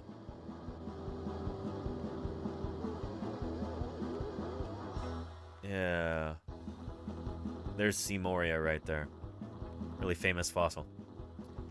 Anyway, let's continue. What's up with the fossils? Are they remains of extinct organisms, or are they so-called sports of nature, rocks November. that There you just go. happen to Charles look like Dragon. living Yeah. things but don't mean anything? And most importantly, how old is everything? I gotta say, as disciplines of science go, Important this one has questions. pretty much everything awesome in it. Vast eons, check. Megafloods and supervolcanoes, got those. Dinosaurs, uh-huh. A hunt for living mastodons, buddy, you know it. Geology, paleontology, oceanography, meteorology, and others. The earth sciences are fascinating, and so is their history. Let's rock. It's a cool little series. I've never seen this before. Huh. If you're looking for the foundations of geology, one place to start is with mining. Archaeologists have shown, for example, that indigenous populations around the Great Lakes mined and used the copper near modern-day Lake Superior for over 6,000 years. And Which is really crazy, because if you talk to young Earth creationists, the Earth isn't even 6,000 years old. Those people are something else. That's funny, because native peoples in North America have been mining copper for longer than that. That's really crazy. Anyway, yeah. What you're going to have here is, again, a crash course through the early history of geology and like determining how old the Earth is and that kind of thing. And Charles Lyell is going to show up a few times in this, I think. You'll get a sense for like where he kind of fits in with the history of geology. So, good stuff. And in Europe, mining took off along with colonization. In the 16th century, colonial empires exploited the precious metals of Central and South America, relying on the geological knowledge and technical skills of indigenous communities, not to mention their labor. But despite gathering a lot of new data about the Earth in this way, natural philosophers kept banging their heads against one question: how can we reconstruct the Earth's history, or geohistory? No one could confidently know the age of the Earth before the discovery of radioactivity and the development of radiometric dating in the early 20th century. Today, by the way, we're pretty sure that the Earth is around 4.543 billion years old. But since at least the 17th century, people have compared layers of rock and declared them younger or older, depending on their positions relative to other layers. Yeah, William Strata Smith was an early pioneer of this idea. And think of it sort of like the papers on your desk. Or, no, better yet, think about it like dirty clothes on your floor. If you've got a pile of dirty clothes that's been accumulating day after day after day, which ones were deposited earlier? Well, the ones at the bottom, obviously. Unless you're habitually going through and churning up your dirty clothes all the time. Then, like, the ones at the bottom of the pile would be the ones that got there first. And you have layers as more and more deposited there.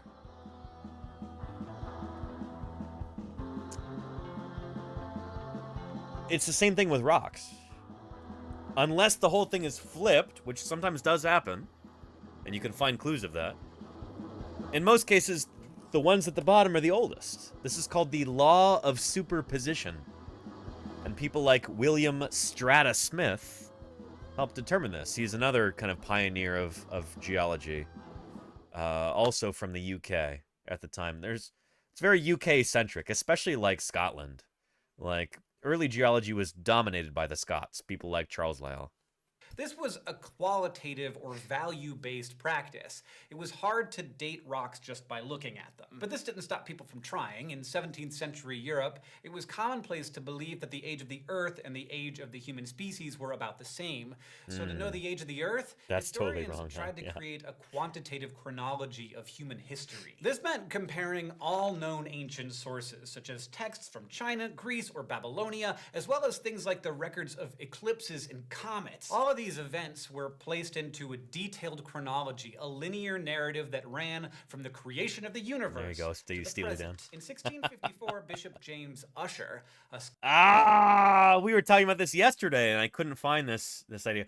This guy he like had this back of the envelope calculation. He's like, well, the Earth is this old because, you know, I can add up the different names in the Bible to figure out how old our planet is. Like, this was basically the state of knowledge at the time. Like, today that sounds ridiculous, but people really took this kind of thing seriously back then. And young Earth creationists still take it seriously, which is bananas. But scholar and the and the law of superposition was proposed by that was Steno? Diagonal? Well, shoot. Yeah, you're right, aren't you? Gosh darn it. Yeah, that was Nicholas Steno. William Strata Smith was another pioneering geologist. I guess that wasn't the law of superposition that he came up with. Thank you, Diagonal, for that correction there. I appreciate it. Thanks for keeping me honest here. It's the beauty of a live broadcast, you know? Yeah. Leader of Ireland, calculated the age of the Earth to be about 6,000 years old based on textual evidence from the Bible. Other historians reached different conclusions. Rampaging in an unsuspecting world. And well. From the dawn of time. What havoc will they wreak? What lives will they destroy? What depths of panic and terror will they create? Well, holy cow. Red Claw, my goodness. Have arrived to wreak some sweet havoc. I really appreciate that, Red Claw. Welcome to Paleontologizing. What a beautiful graph there. Brandon 6287. interested in your island, it's got nothing to do Azul Soft, thank you for the follow. And Sculpin, thank you for those 5 gift subs there. I really appreciate it. Red Claw, how did your stream go? Wonderful to meet you. Glad I was able to follow. Welcome to Paleontologizing, everybody. One is getting serious with those 5 gift subs. My name is Danny Anduza, and Red Claw might be a dinosaur. I'm a dinosaur paleontologist. I study dinosaurs. I publish on dinosaurs in the scientific literature. I dig up dinosaurs during the summers. I was streaming some some dinosaur digs this summer. And there's a lot going on right now. But welcome, welcome. Shoot. Red Claw, I hope you had a wonderful stream. And Solor and Kotien, thank you for the follows too. Welcome, welcome.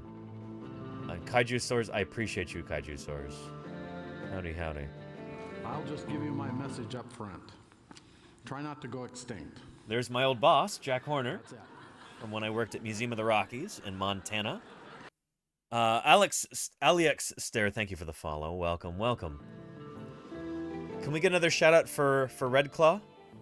Red Claw says, you are so cool, so having my community let me know about you. Likewise, Red Claw, it's great to have you here. Holy cow, let me play you a quick welcome video. Different one from the one we played earlier from some of your community members. Got multiple of these.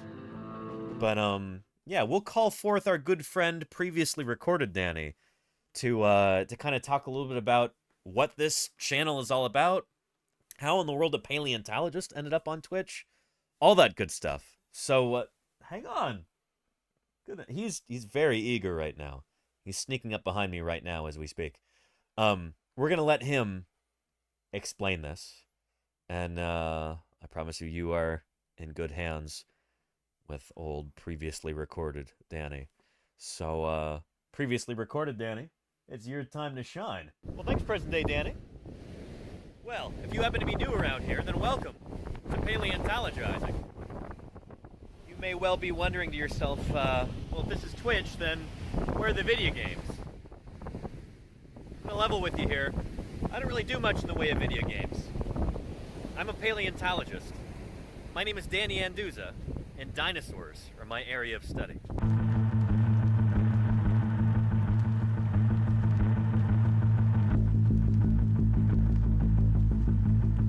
But how in the world does a paleontologist end up on Twitch?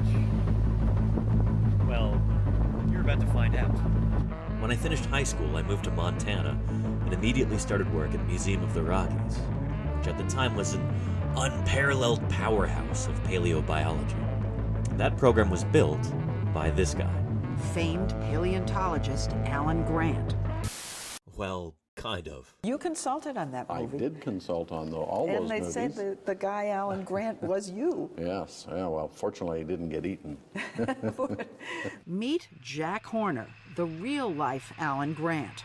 He's one of the most prominent and controversial paleontologists in the country, a dyslexic MacArthur Foundation genius who never finished college and who says he doesn't care why dinosaurs went extinct.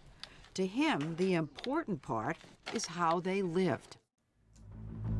It was at Museum of the Rockies, under the auspices of Jack Horner, that I learned how to be a dinosaur paleontologist. And a huge part of that I learned by working with Jack's final graduate student, a guy by the name of Denver Fowler, who would later go on to become curator of the Badlands Dinosaur Museum. Working with Denver, I did summer after summer of fieldwork in the remote Badlands of Montana.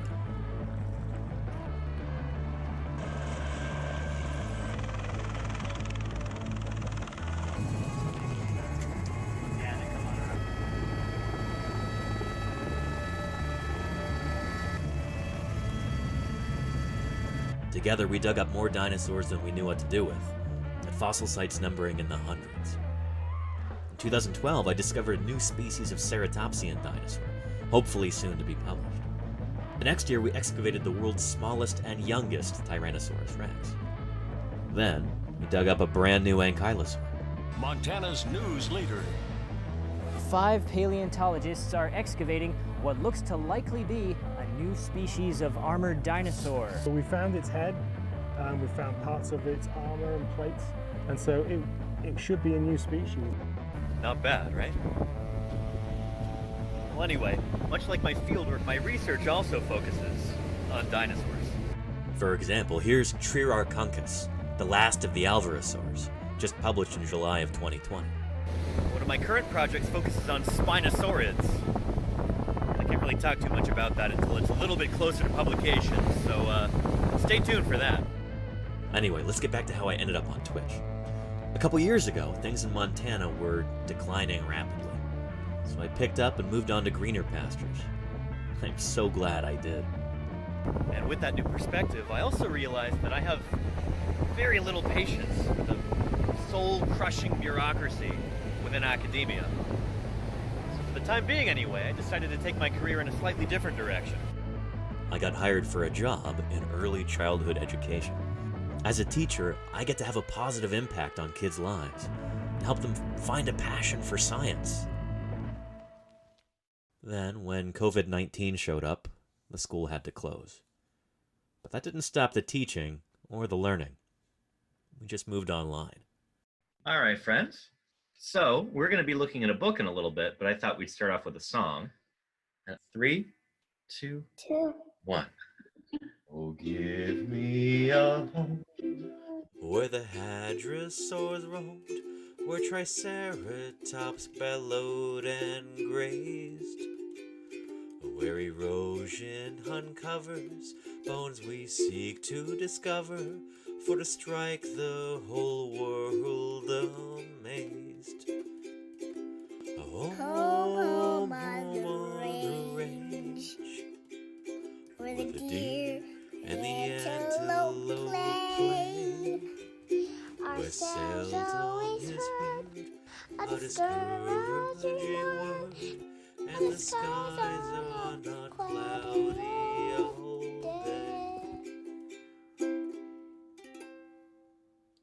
It was a pretty easy jump from teaching online to streaming on Twitch. I had my first broadcast in May, and I've been on here ever since. Now, I believe pretty strongly that any good scientist should also be a public servant. In my opinion, talking to everyday people about her science is one of the most important things that a researcher can do. I now have a golden opportunity to reach out directly to people where they are. This is what I'm all about, and now, thanks to Twitch, I get to share it with you. And I'm so happy to be able to do so. It's my intention to continue this mission of education by answering your questions, providing good science content, and working to grow this channel. And if you could help by following, or if you could afford it, by subscribing, I would be deeply grateful. So anyway, to my regular viewers, thank you again for sitting through this. To everybody who's new, welcome. I'm genuinely, earnestly glad that you're here. And I hope you stick around. We've got a remarkable little community here, and I'd be delighted if you join us. Anyway, let's go ahead and get back into it. So, present day Danny, back to you. Well, thank you very much, previously recorded Danny. And of course, thank you even more to our new friend Redclaw for that remarkable raid. I really appreciate it. Welcome to the channel, and let me know if you got any questions. I should hasten to add that that video is like 2 years old now at this point. I'm no longer teaching full-time, I'm streaming full-time now. It just kind of made sense to do this. This is how I actually make my living nowadays. Streaming full-time here on Twitch every weekday. As a paleontologist, this is how I make my living, this is how I put food on the table, this is how I fund my research, fieldwork, and everything else. And speaking of fieldwork, if any of you would like to see our broadcasts from the field this summer, I was out there digging dinosaurs in Wyoming and Utah and live streaming it. We have at least 3 new species of dinosaur that we were digging up this summer. So, here we go. Desolate, remote desert of eastern Utah. Here near the town of Moab.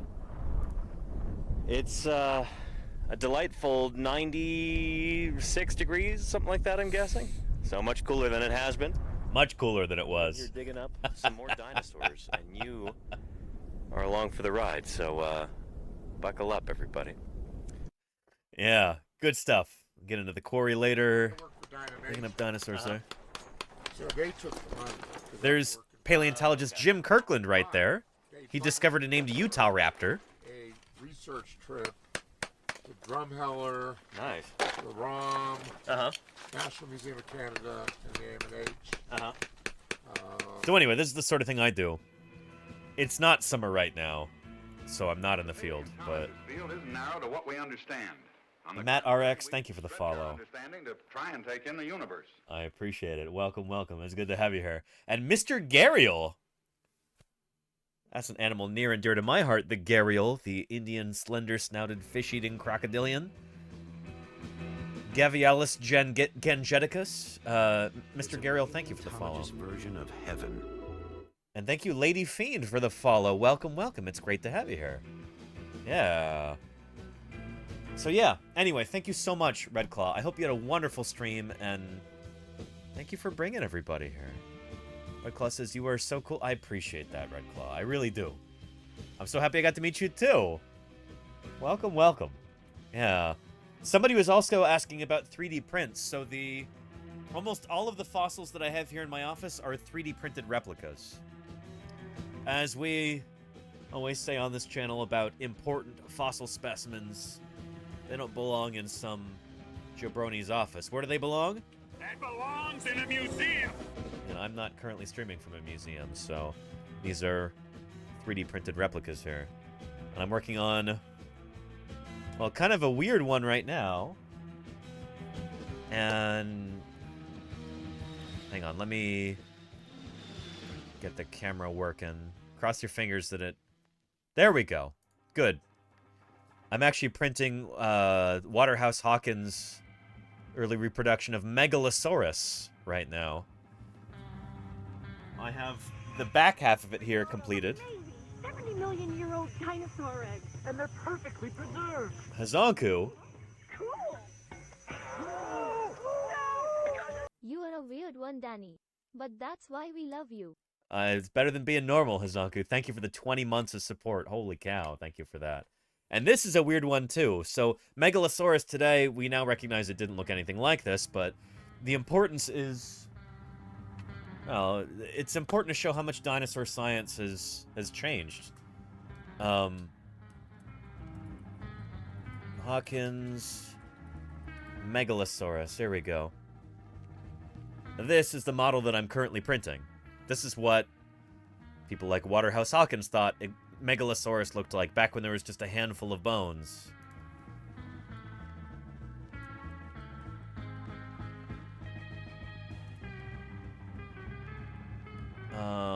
Where's that famous illustration there?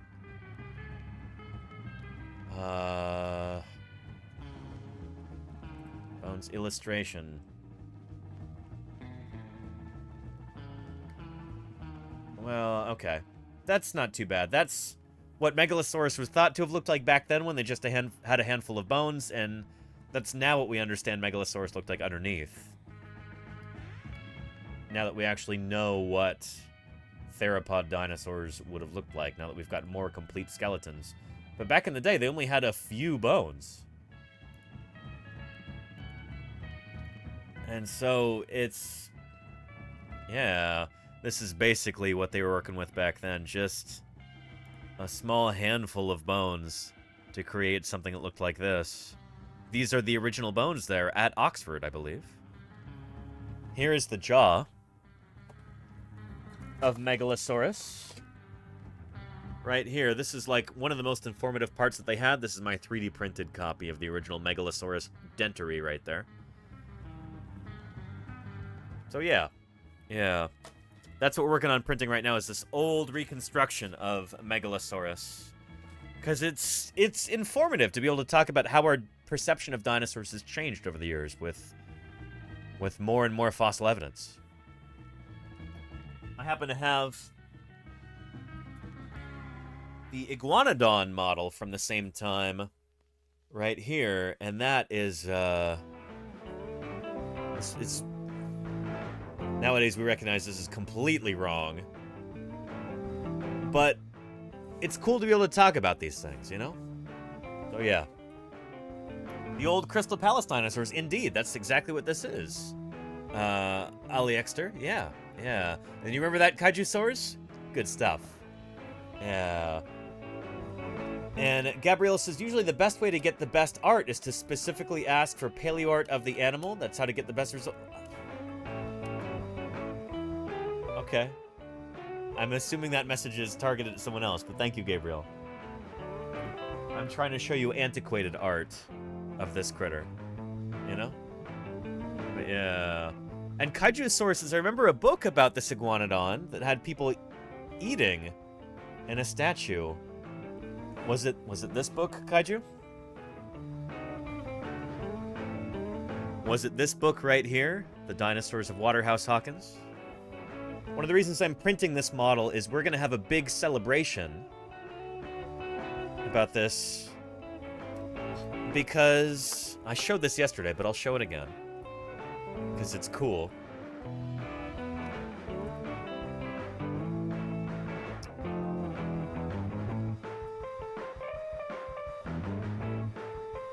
Check this out. So, this is around the first time that the first dinosaur fossils were being studied by scientists, and it was clear that this is a new group of animals, really special, exciting, and so paleontologist Richard Owen, who created the word dinosaur, he made that word up after realizing that this is a new special group of ancient critters.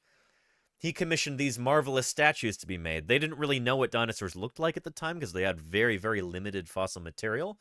But they gave it their best shot, and this is what resulted. Owen hired the leading sculptor of the day, Benjamin Waterhouse Hawkins, to bring dinosaurs to life. Yep. From the fragmentary evidence, Hawkins built models that thrilled Victorian England. They were destined for Crystal Palace in London. It was the first dinosaur theme park ever built, and it still attracts the public today. You can still see this in 2023. Owen celebrated the achievement by hosting the most bizarre dinner party ever held. On New Year's Eve, 1854, he invited the leading scientists of the day to wine and dine in the belly of Hawkins' still unfinished model of Iguanodon. This was New Year's Eve, 1853. Keep that in mind.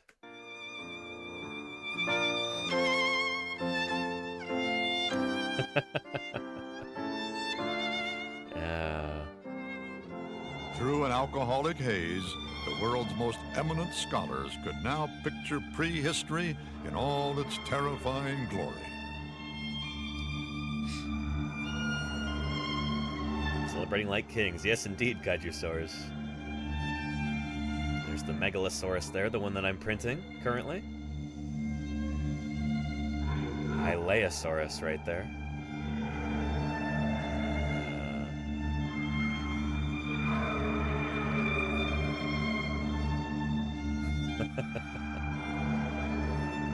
Yeah. And so this was chronicled in this book, like I think Kaijusaurus was talking about. Yeah. Famous illustration right there. This is done from some of those woodcuts and other illustrations. Yeah. I'm going to be having a similar celebration on New Year's Eve this year. It is the 170th anniversary of the famous dinner in the Iguanodon. I'm going to be having an extra special stream on New Year's Eve this year in memoriam of that. So don't miss it. It's going to be a ton of fun. And thank you, Murph, for gifting Kaijusaurus. I appreciate that very much, Murph. Thank you, thank you. So we'll be having our very own dinner in the Iguanodon. I won't tell you how I'm going to do it yet, but it's going to be fun. Yeah. And holy cow, yeah, we're at 72 out of 200 subs for the week. Our sub goal for this week, we're well on our way. Yeah. What are you serving for dinner? That's not been 100% decided yet, but I'm going to see if it might be possible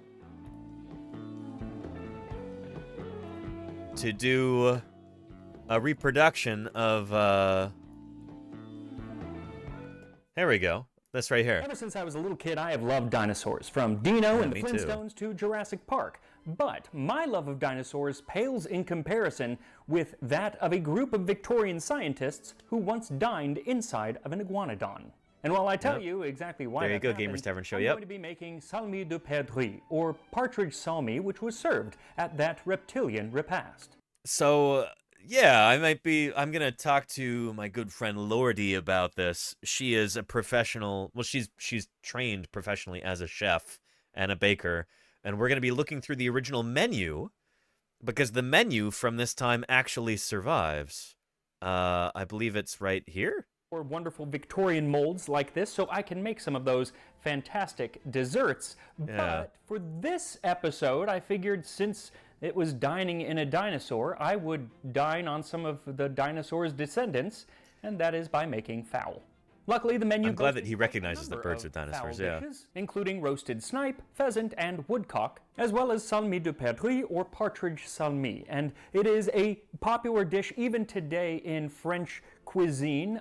So it might be a little more complicated, even more well, actually, some ways it might be simpler than trying to obtain an actual partridge. I'm not really much of a meat eater myself. I'm not a carnivore. I don't actually eat meat, so we might be doing mock versions of these. Vegetarian versions of these different dishes. That would be, yeah. I'll see if I can rope Lordy into doing this with me. She's got the expertise. I have the enthusiasm. Let's see if we can make this happen. So anyway, yeah. Maximus says, now I know what I'll be doing on New Year's Eve. Yeah, come ring in the new year with us. You're on Paleontologizing. It's going to be a ton of fun, Maximus. Yeah. So yeah. Yeah. And that's awesome, says Hazanku. I'm glad you think so. It's going to be a ton of fun. I'm looking forward to it. So join us for that. Yeah. And you stay in every New Year's Eve anyways, so you'll be here? I usually do too, Lenina. Yeah. Yeah. I get that from my dad. My dad was always really nervous about, like, for good reason, going out on New Year's Eve. It's like there's so many people drinking and driving. You just don't want to be out there at that time. And he's right. So yeah. And I definitely talked to a chef/cook about it. Yeah, Gamers Tavern Show. I'll talk to Lordy about it. Yeah, it's gonna be good. Yeah. Anyway, in discussing this, in discussing the famous dinner in the iguanodon, this is like the very birth of dinosaur paleontology back then. We're gonna go back even further to the birth of geology here. That's what we're talking about today, because today happens to be the birthday of Charles Lyell.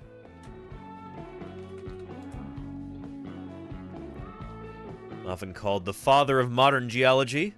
He was born on this day, November 14th, 1797. Long time ago. We're talking about why he's important, why his contributions still reverberate to this day, how he helped change the world with his ideas. So let's continue here. Before we get to him, though, we've got to talk about Bishop Ussher. Where was this? Here we go. So back in the day, before anybody really knew how old the Earth was, people had tried to make kind of attempts at figuring it out, and they did stuff like adding up different names in the Bible, because that's the best thing people could think of to do back then. We didn't have radiometric dating back then, didn't have the technology to actually, like, date the rocks in a laboratory to tell how old they were, so how did people try and figure out how old the Earth was?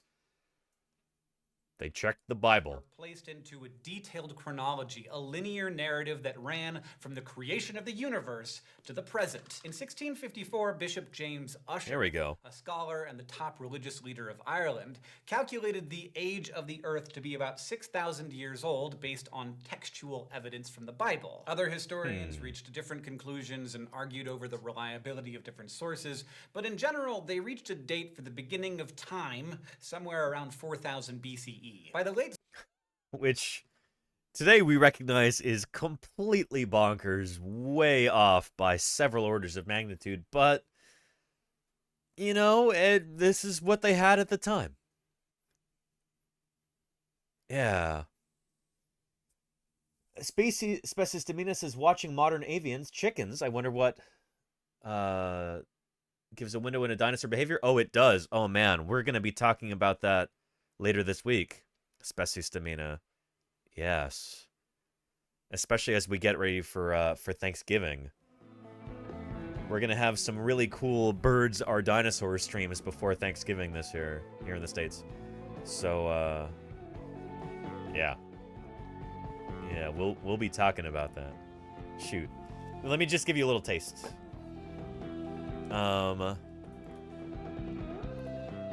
Let's see.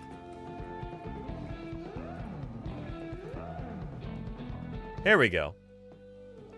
Chickens with fake tails reveal the secrets of the dinosaurs. Check this out. So this is a control subject. This is just a normal chicken walking. But chickens like this don't have long bony tails like their dinosaur ancestors did. If we want to get a good sense for how dinosaurs would have walked, well, what can we do? Check this out. It's devilishly simple. You slap a fake dinosaur tail on your chicken, and you see how the way it walks changes. You see how its gait changes. How the way it holds its body changes. The way that it steps changes. Chicken butt. Yes, indeed, Hazanku. Yeah. So this is an actual scientific study that was done, I think in Chile a number of years ago.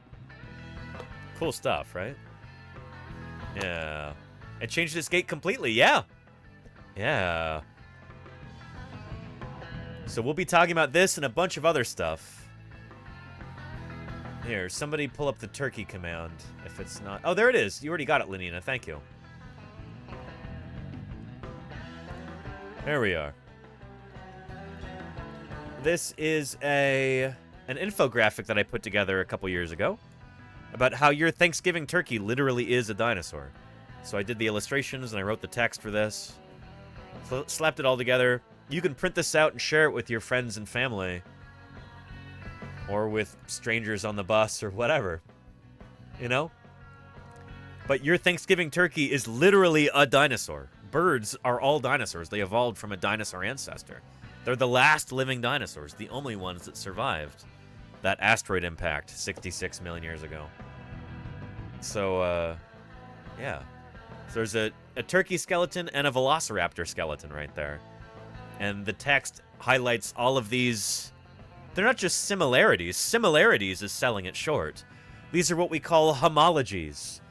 These are different features that turkeys and all other birds inherited from their dinosaur ancestors. These are evolutionary dinosaur hand-me-downs. Everything from their uniquely positioned wrist to their hinge-like ankle joint, their hollow bones, their S-shaped neck, even their wishbone is something that first evolved in dinosaurs. And one last thing before we move on.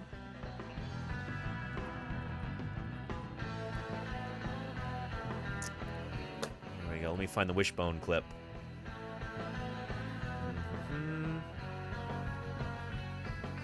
Here we go. Supporting evidence continued to accumulate, including the discovery that theropods had a feature of birds not previously found. Theropods are two-legged, mostly meat-eating dinosaurs, like T-Rex People had or sort of looked Velociraptor. for them and really didn't know what it was going to look like. And then all of a sudden, we started finding them. Yep. Here is the wishbone of Tyrannosaurus rex. Pretty cool, right? Yeah, and I happen to have that right here. It likes to hide because it's not super big. There it is. There's my T-Rex wishbone right there. This is a 3D printed replica right here. But that is the size of a Tyrannosaurus wishbone. It's just right there in the middle of the chest. Pretty cool, right?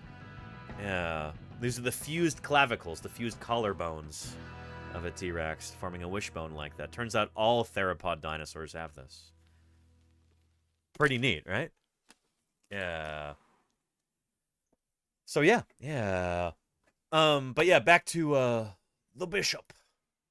Right here. Be about 6,000 years old. There we go. Present. In 1654, Bishop James Ussher, a scholar and the top religious Bigger leader wish. of I don't know, Ireland, Murph. calculated the age of the Earth to be about 6,000 years old based on textual evidence from the Bible. Other And hang on a sec. Gabriel says, what does the wishbone do in the animals? Well, we'll talk about that later on this week and next week too. Getting ready for Thanksgiving. But it's an anchor point for some of the flight muscles. So the flight stroke in birds, the way that they flap their wings is intensely... Well, it's extremely energy intense. Requires a lot of musculature and everything. And so the wishbone helps with that. It's a nice anchor point for a lot of those flight muscles. Glue is cheap. And it would be an anchor point for the forelimbs of earlier theropod dinosaurs as well. Glue Yeah. is cheap. historians reached different conclusions and argued over the reliability of different sources, but in general, they reached a date for the beginning of time somewhere around 4000 BCE. By the late 17th century, some European naturalists, such as polymath Robert Hooke, argued that natural objects like fossils should also be used like historical texts to shed light on early human environments. For example, many believed that the biblical flood had scattered organic remains globally, which explained why we can find seashells on the tops of mountains. This attention to fossils would set the stage for I think new he does, theories of Claiborne, organic yeah. development, such as those of Charles Darwin. But between Hooke and Darwin, several 18th century French thinkers played a critical role in speculating about Talking fossils about Cuvier and finding and ways Lamarck. to calculate the age of the Earth. These were the transformist natural historians who developed proto-evolutionary theories. The Comte de Buffon, for example, Yeah. argued that the Earth was progressively cooling. He didn't actually have green skin like this. This just... It's a way to try and gussy this up, make it more interesting. According to Buffon, during this cooling process, the Earth underwent phases or epochs, which were roughly parallel with the 6 biblical days of creation from the book of Genesis. And since humans only appeared in the 7th and final epoch, Buffon's history of the Earth was mostly pre-human, which was a totally new idea. To determine the age of the Earth, Buffon conducted what might be described as cooling experiments. He timed the rate at which heated balls of different sizes and materials cooled down. Publicly, Buffon estimated the Earth was around 75,000 years old, but privately, based on his experiments, he speculated that it was up to 10 million years old. So And why would he do that privately? Why did he keep that secret? Well, it's because people in positions of power would be really mad if he was suggesting the Earth was any older than it was. You know? This was like not a safe thing to say in public because members of the church and like, you know, bishops and people like that would not be happy about it. So yeah, still off by 3 orders of magnitude, bro. There you go, Diet Thumbs Attack. Welcome, Diet Thumbs. How are things with you and how are things with your diatomaceous friends? It's good to have you here at Diet Thumbs Attack. If anybody here is not yet following Diet Thumbs Attack, you're missing out. Very chill microscope streams. Somebody who's got an excellent sense of humor. A diatomist or a paleoecologist, if you want to call him that. Diet Thumbs Attack, what's your preferred title? Let me know. But yeah, everybody, go follow Diet Thumbs Attack right now. He streams here on Twitch. Always good stuff.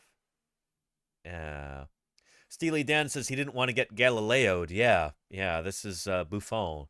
Did not want to become Galileo'd. So yeah. Diagonal says Galileo got in trouble for publishing his sightings of mountains on the moon and spots on the sun. Yeah, because if the moon and the sun, these perfect, holy celestial bodies, if these have imperfections like mountains or scars or sunspots, then shoot, people in the Catholic Church were very, very upset about that idea, because it's like, what? You're really saying that celestial bodies are not perfect and flawless in every way? That's heresy. You're lucky we don't burn you. You know? That's what Galileo had to deal with. Ugh. Although most European geologists in the 1700s My dude. were devout Very good Christians, diatoms. Okay, they cool. found, like Buffon, that the Genesis narrative could be read as more of a metaphor that complemented rather than contradicted scientific evidence. This allowed Christian thinkers to come to terms with a vast pre-human history. Still, fossils remained a questionable... What's up with these terrible stock photos? This is lousy. So that's supposed to be, I guess, a dromaeosaur like Velociraptor? Or is it supposed to be a Baryonychine, like a Spinosaur with the big digit 1 claw? I don't know. It's lousy either way. Not good. Form of evidence for understanding the history of the Earth. Did they represent the remains of pre-human worlds? Or were those This video is too good for those lousy stock photos. spaces somewhere? George Cuvier thought he had the answer. Yeah, Cuvier.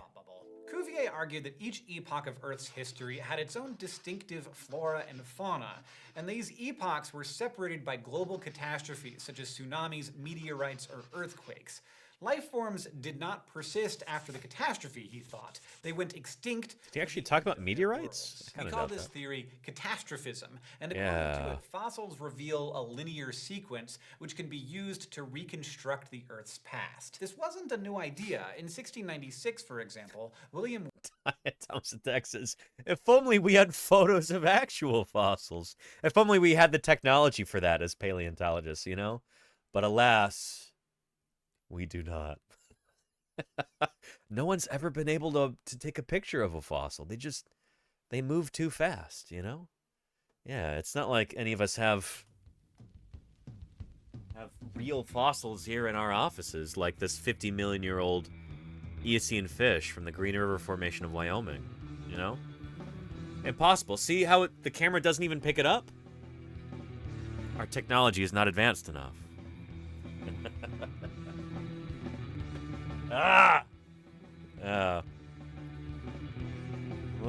Let's continue. Whiston published a new theory of the Earth from its original to the conservation of all things, and in it he attempted to explain the history of Earth in terms of catastrophes too. Natural like green Whiston screen. There you thought go. that a comet hitting the Earth must have caused the flood of Noah. What Cuvier did differently was amass fossil evidence of There you changes go, more bloody, in organisms. Studying the Yeah. geology of Central France, Cuvier Surgematic, look at all those chickens. Thank you for the follow. Welcome, welcome. It's good to have you here. noticed gaps where the fossils would simply disappear, only for new kinds of fossils to appear a little bit higher up in new layers of rock. He recognized these gaps as extinction events. To make things easier, Cuvier decided to focus on really big bones, mastodon and mammoth skeletons. He figured that these animals would be hard to miss if they were still roaming the earth. Spoiler, they were in fact extinct. But Cuvier compared the teeth of elephants and those of other animals like them. And in doing that, he established that African and Indian elephants are different species, and that mammoths were not the same thing as either of them. Thanks, Thought Bubble. This is a big deal. How did Cuvier get all of these fossils? Well, the new revolutionary government in Paris secured Cuvier a position at the Museum of Natural History, which gave him the power to establish a global fossil delivery service for other natural philosophers. So those They also gave him like a place to live too. He could live basically on site, on the grounds of the Museum of Natural History there in Paris, or at least right nearby. So like, it's a pretty sweet gig. Like, he's got a well-paying job with an apartment that's included with it, and it's got like a zoo that he can go look at the animals at, and like all of these fossils, and oh man, living the dream indeed. Gabriel the Equilibrator. Gabriel, it's back in the day when scientists got sponsored. I know, right? Diatoms Attack. Holy cow. Nowadays, we have to have Twitch streams to make a living. Oh, boy. That's what I do. I might be one of the only scientists in the world who makes his living through a Twitch stream, though. Definitely the only paleontologist. But, yeah. Anyway. Yeah. big mastodon fossils that he studied came from North America, and it's worth pointing out that because of that, Cuvier became fascinated with Native American ideas about creation and extinction. He went out of his way to buy Call this a fossils living? from tribes I such have as to, the Diatom's Attack. Shawnee and Lenape to learn what they thought about these old gigantic bones in the ground. Cuvier couldn't have come up with new theories about fossils or even collected so many fossils without the help of many indigenous knowledge makers. So by 1800 or so, geologists had reached a consensus on some wild ideas. The Earth had undergone gradual change over an incredible amount of time before the appearance of humans. And Earth's history was punctuated by sudden episodes of violent change. Life had either adapted to new environments or gone extinct. And so the fossil record was progressive. There you go. Trilobites died Random out, Seppa. and humans came into the story at the end, ready to build robot musicians. But not everybody loved Cuvier's theories. Fine. Scottish geologist Charles Lyell argued for a This is who we're talking about today, because Charles Lyell was born on this very day, the 14th of November, 1797. Old Chucky Lyell. Yeah.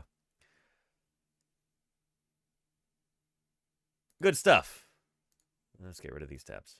slow, steady-state theory of geological robot musicians. But not everybody loved Cuvier's theories. Scottish geologist Charles Lyell instead argued for a slow, steady-state theory of geological change that would become known as uniformitarianism.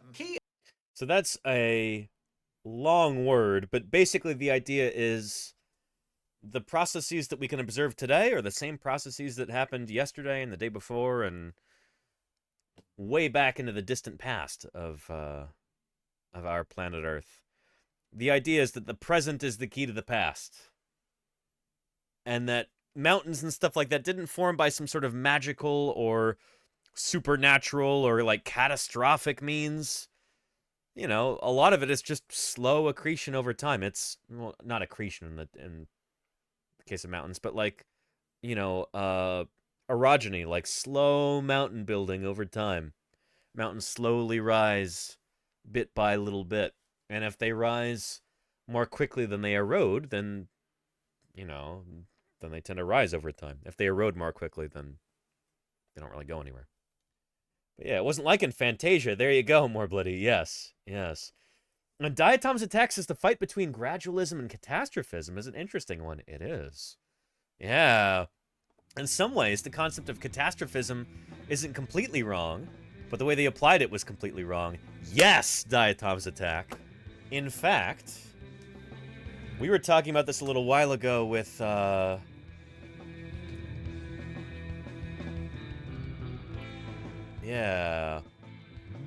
When we were talking about, right around Halloween, we were talking about the extinction of the non-avian dinosaurs and that asteroid impact and all that stuff. This was an idea that was originally rejected by most geologists and paleontologists.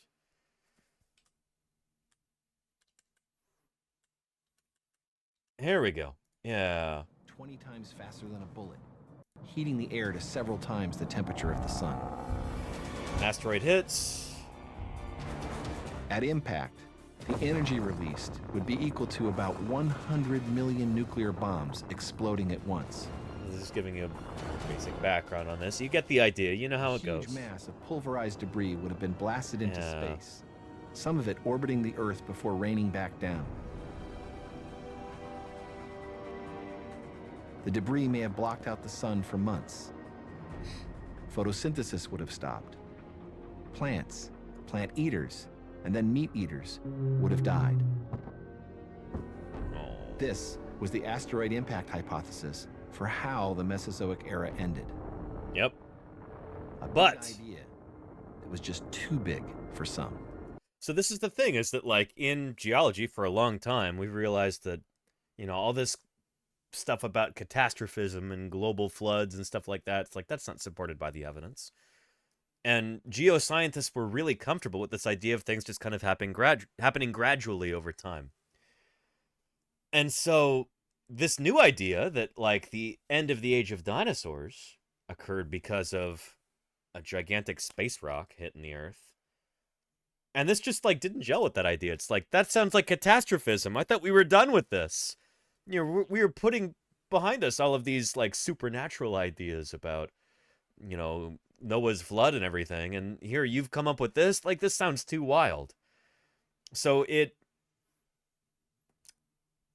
lot of scientists were really suspicious of this idea because it just kind of smelled like something they'd seen before that wasn't true, you know? Does that make sense? This is what Diatomus is bringing up. First proposed. It was difficult for many scientists to accept. Yeah. Because for almost 2 centuries, geologists had crafted their worldview around a gradual picture of slow but steady change in the Earth. And this is that gradual picture. That's what Charles Lyell helped establish there. He wasn't incorrect. Like Diatom said, it was just... Yeah, he was right about that. But, like, sometimes you can have a crazy catastrophe that occurs, like a rock the size of San Francisco slamming into the Gulf of Mexico. Without major catastrophes. Yeah. Now they were hearing a proposal that something had come from outer space and rewritten the history of life in almost an instant.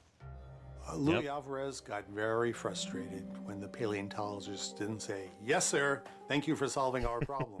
But many of the paleontologists just looked on him as someone who didn't know their field. True. And was stepping into this just because it was such a big, important, famous problem. And the thing is, there's a long history of, like, other scientists trying to, like, elbow their way into paleontology and be like, oh yeah, I know why the dinosaurs died out. They all had diarrhea. Or the earth got too hot or too cold, or the mammals ate all their eggs, or, you know, there was a supernova and all the dinosaurs went blind or something like that. Like, as paleontologists, not me personally, but as a community, this is before my time, we'd suffered a lot of slings and arrows of outrageous hypotheses, oftentimes untestable hypotheses, put forward by non-specialists. The controversy would continue for years. Yeah. To convince but anyway, skeptics, more evidence was needed. And so nowadays, this is really well accepted that it was an asteroid, or at least a bolide from outer space. Asteroid, comet, meteorite, whatever you want to call it. Probably not a comet. Comets are mostly ice. A rocky body from outer space hit the Earth. Not rocky like the boxer, but rocky like it's made of rocks. Audio Dragon. What a phenomenal graph. Thank you for sharing it, and thank you for the follow. It's good to have you here. So yeah. Uniformitarianism as well, Diatom Stack, are you still here? Did I cover that well? I hope so. As a fellow professional, I hope that I did the idea justice there. Yeah, thank you, Diatom, for bringing that up. So yeah, uniformitarianism isn't wrong. It's just sometimes, you know, don't take it too far, I guess. Audio Dragon, you're welcome. Thank you again. Yeah. Let's continue. Famously had 2 specific bones to pick with Cuvier. First, Lyell... And by the way, we're talking about Charles Lyell right here. Cuvier's theories. Scottish geologist Charles Lyell instead argued for a slow, steady-state theory of geological change that would become known as uniformitarianism. And we still really kind of hold to this today. This is one of the, you know, like, underpinning ideas under geology and all of Earth science today. Famously had 2 specific bones to pick with Cuvier. First, Lyell thought the French had relied too much on catastrophes to explain geological history. He argued that observable geological processes like erosion and deposition caused by winds, rivers, or rain, or the occasional volcanic eruption, were the only explanations that geologists should consider reasonable or scientific. Second, Lyell argued that extinctions were spread evenly across geological time, not clustered together in mass extinction events. And hang on, I wanna tweak what Hank said there a little bit here. So second, Lyell argued that extinctions were... Oh, wait, hang on. Geological processes like He argued that observable geological processes like erosion and deposition caused by winds, rivers, or rain, or the occasional volcanic eruption were the only explanations that geologists should consider reasonable or scientific. that almost sounds like it's a kind of a top-down, prescriptive way of going about this, which is not... That's worded a little clumsily. So Charles Lyell didn't think that, like, oh, well, there's only certain things that we should consider scientific. Like, that's a very, like, rigid, prescriptive way of thinking about things. He was much more descriptive in his thinking, in the sense that he didn't think there was good evidence for any of these other things. He thought that what actually suited the evidence, what actually suited what you could observe, the stuff that was consistent with what you could actually see with your eyes and was, you know, more gradualistic processes, things you could observe. They didn't require a tremendous amount of imagination to be like, well, maybe all this crazy stuff happened. It's like, well, no, let's calm down. Let's just look at how these processes work. Let's be careful here. Let's be considerate. Let's just look at what we can observe here. That was Lyell's real idea. That makes sense? Second, Lyell argued that extinctions were spread evenly. And Diagonal makes a really good point. Uniformitarianism. So this idea that... I'm looking for the text here. Oh, well. Yeah, uniformitarianism is now the null hypothesis. So that's basically like, unless you can demonstrate otherwise, this is what we should assume. This is like our baseline, is uniformitarianism. If you think there was a catastrophe, says Diagonal, you need a lot of special evidence to support it. Bingo, Diagonal. Yes. Yeah, absolutely. And Occam's razor, guys, please, says Steely Dan. Yeah. Yeah. Catastrophes to explain geological history. He argued that observable geological processes like erosion and deposition caused by winds, rivers, or rain, or the occasional volcanic eruption were the only explanations that geologists should consider reasonable or scientific. Second, Lyell argued that extinctions were spread evenly across geological time. Patrick Crusader says there are still people who think dinosaurs went extinct because of climate change and that the meteor just finished them off. There was a paper released in 2021 that argued that. I've spoken with some of these people, and yeah, they're definitely a minority in dinosaur paleontology, and I think a lot of it comes from not really working in those strata. So, like, I've worked in a lot of those strata, those rock layers leading right up to the extinction event. And dinosaurs were doing really, really well up until that time. I think a lot of what they're dealing with is like sampling bias. And that I think a lot of the dinosaurs also from the Campanian stage... Here, let me show you. Here, let's look at our time chart here. So dinosaurs went extinct, except for birds, right here at the end of the Cretaceous period, 66 million years ago, right there. So we've got the Maastrichtian right here, which is the last geological epoch of the Cretaceous period, the Upper Cretaceous. The Maastrichtian right here. The asteroid hits the very top of that 66 million years ago. Before that, you've got the Campanian. And so the argument with a lot of those people who say that, like, oh yeah, dinosaurs were already in decline before the asteroid hit, and they would have gone extinct anyway, definitely. I very strongly disagree with that, and I'll tell you why. One of the reasons is that sometimes the Campanian and Maastrichtian get compared, kind of an apples-to-apples comparison here, where it's like, look at all of these different dinosaurs that we have in the Campanian, and we have fewer in the Maastrichtian.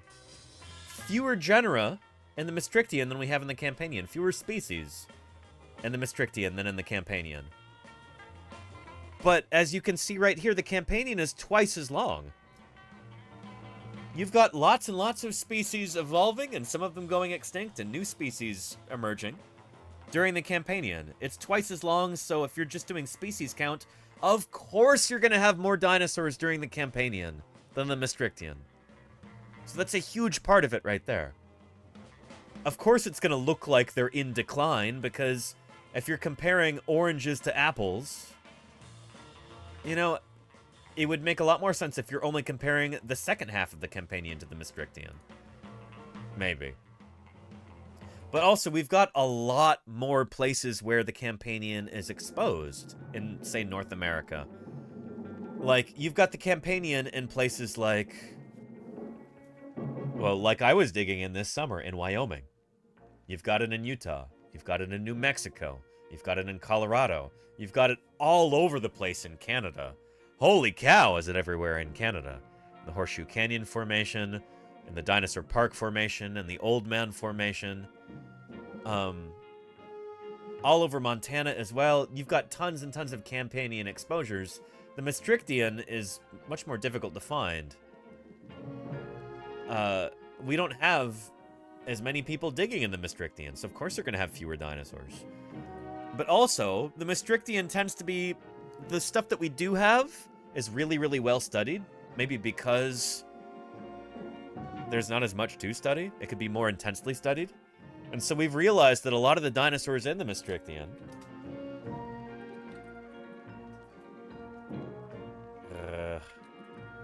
there we go. A lot of these have been synonymized. So here's, for instance,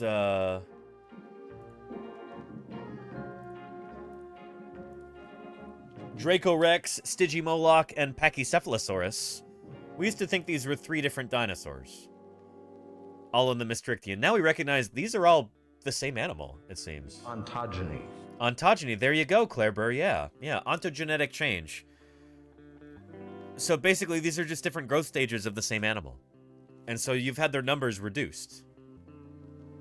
And this has happened in the Maastrichtian because it's very well studied. This hasn't really happened for the Campanian yet. So I think our count of how many dinosaurs lived during this time is overinflated. So it's another part of it, too. Yeah. Casey Snowart says, wait, that's for sure? I thought it was debated? Feeling a bit cheated? Try blaming the dinosaurs. Oh, Stardust. Thank you, Stardust. I appreciate those 100 bits. Thank you. Yeah, Casey Snowart, with these guys, it's pretty well established. So we know that Dracorex is a juvenile. We know that's not its own genus or species. Not its own genus, at least. Stygimoloch is a little bit more complicated. 50,000 a year. Ontogeny. Well spent. Holy cow. Already? Thank you, Professor Anduza, for all you do. You are our Psycom hero. Science streams, holy cow. I appreciate you, Belint. Thank you. And Belint, if you can hear me right now, I meant to send you a text earlier today. I was really busy. I was at the museum today. Are you on for doing a crossover this Thursday? Crossover stream? Yeah! All right. Let's do that. Okay. Excellent. If you are... Yeah, let's make it happen, Belint. Let's make it happen. I'll talk about that in a minute, but let me finish with this. Stygimoloch is a little bit different because, like, a lot of these don't occur in the lower Hell Creek, so it might be heterochrony. Never mind me. I just like trains. And thank you, Commandant Herder. I appreciate those 100 bits. Thank you. Yeah. Anyway, we recognize that these are all probably the same lineage of animal, but later on in the Hell Creek, this might be as far as you get as a Pachycephalosaur. Maybe you never reach the full adult stage, like, you know, the Pachycephalosaurus stage with the big inflated dome toward the end of the Hell Creek. Anyway, it seems these are all the same animal. This is pretty well established nowadays. You talk to most dinosaur paleontologists, they'd agree with this, Casey Snowart, yeah. It'll never be 100%. It's very difficult to get scientists to agree on, like, hardly anything. But yeah. But yeah, speaking of Pachycephalosaurus, you know what just finished printing this morning?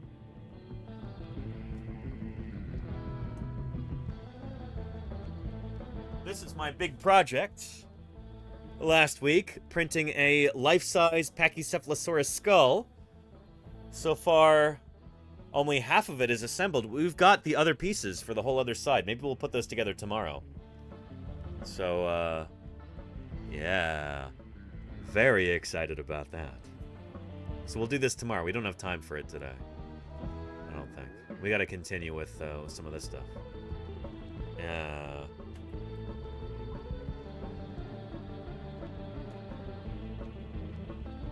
Good stuff.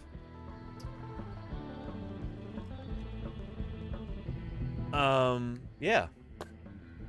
Still some fun dragony spikes there, so I suppose I'm appeased. Yeah, Casey, there you go. The original Pachycephalosaurus specimen from Carter County, Montana. The holotype.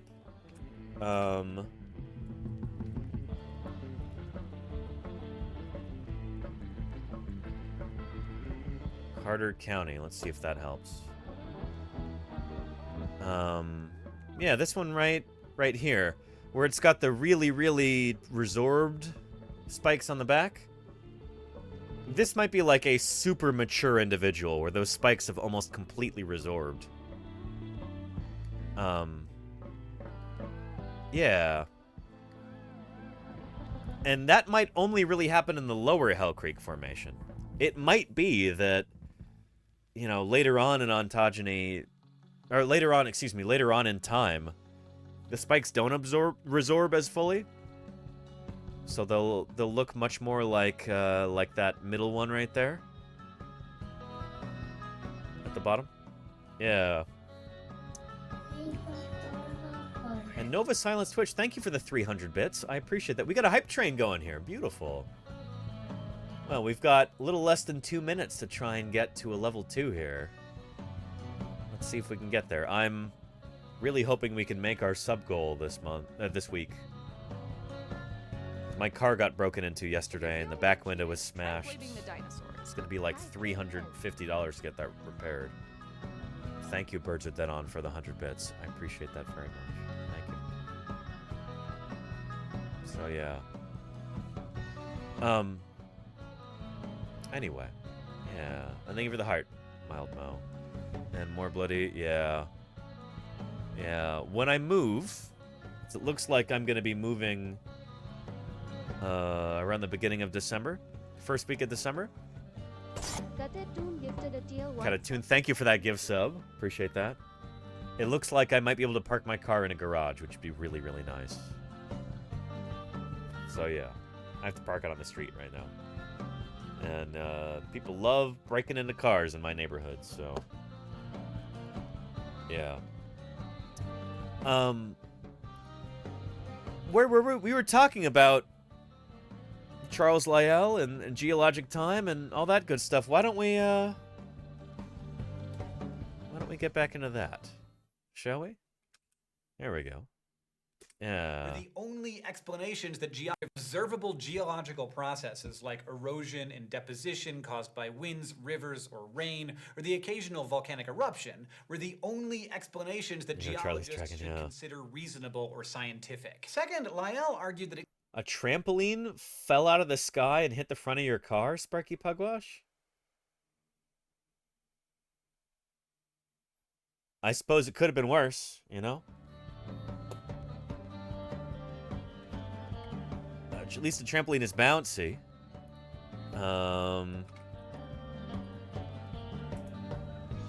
Yeah.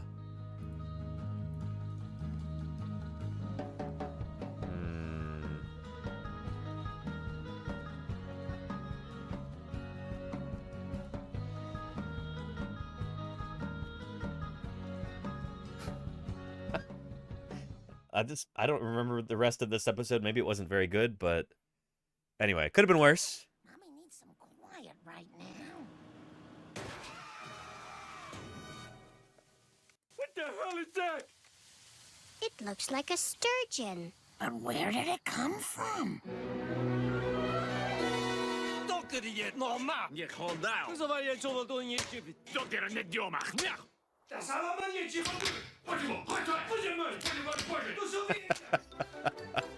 Anyway. Yeah. Oh, wait. Hang on. Well, there's your problem. I know that. How much to fix it? Oh, well, that's a foreign fish we're looking at, so 6,500. Plus 350. Oh, I can't afford that. Maybe I can make some money, Dad. Anyway, yeah. This is after the golden age of The Simpsons, obviously, but... You know, yeah. There's your problem, yeah. So yeah, luckily I didn't have a sturgeon fall from the sky on my car. Nor did you there. Sparky Pugwash. At least it was a bouncy trampoline, you know? Yeah. The Simpsons predicts everything. There you go, Sparky Pugwash, yeah. Foreign fish line was pretty good. Yeah, there you go, Murph. Yeah. Yeah. Anyway, back to the birth of geology. Extinctions were spread evenly across geological time, not clustered together in mass extinction events. This steady extinction rate was balanced, he thought, by the steady creation of new species according to global climate conditions. So for Lyell, geohistory wasn't linear, but cyclical and uniform. It pretty much worked the same in each epoch. Lyell's big book, Principles of Geology, published from 1830 to 1833, became a principia for earth scientists. Oh, And I should yeah. note here that we've been saying Principia for the whole history of science so far, but It's one of our Principia, writers in the room yeah. has told us it's Principia.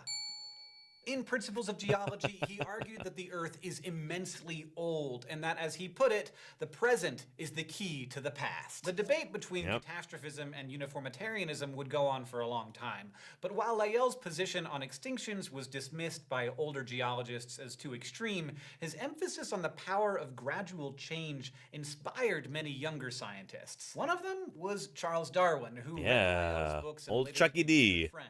Lyell could never quite figure out how fossils and living organisms were related, but for now, get out of here, Chuck. We're gonna get to you in a couple episodes. Another influence on Darwin in the realm of fossil collecting was Oxford geologist William Buckland. Ooh. Yeah. Can anybody tell me the dinosaur that William Buckland, I think, discovered and named? It's named after him nowadays. He didn't name it after himself, because he didn't actually give it a species name. But, what dinosaur is named after William Buckland? The dinosaur forever tied to his legacy.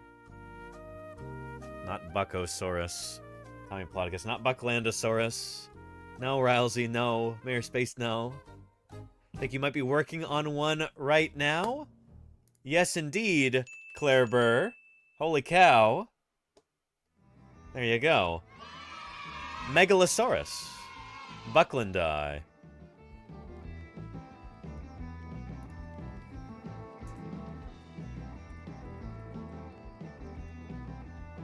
Megalosaurus, whom we now know looked something more like this. There's a cartoon of Megalosaurus and William Buckland. That's cute. But yeah, remember this jaw from earlier? I just showed you this. My 3D print of this jaw of Megalosaurus. This is what they thought Megalosaurus looked like at the time. Something like this. There's Megalosaurus and William Buckland right there. Yeah. Oh, that's lovely. Man, I wish I had that coin. That's beautiful. Named by William Buckland in 1824. Megalosaurus. Yeah. There's that jaw there.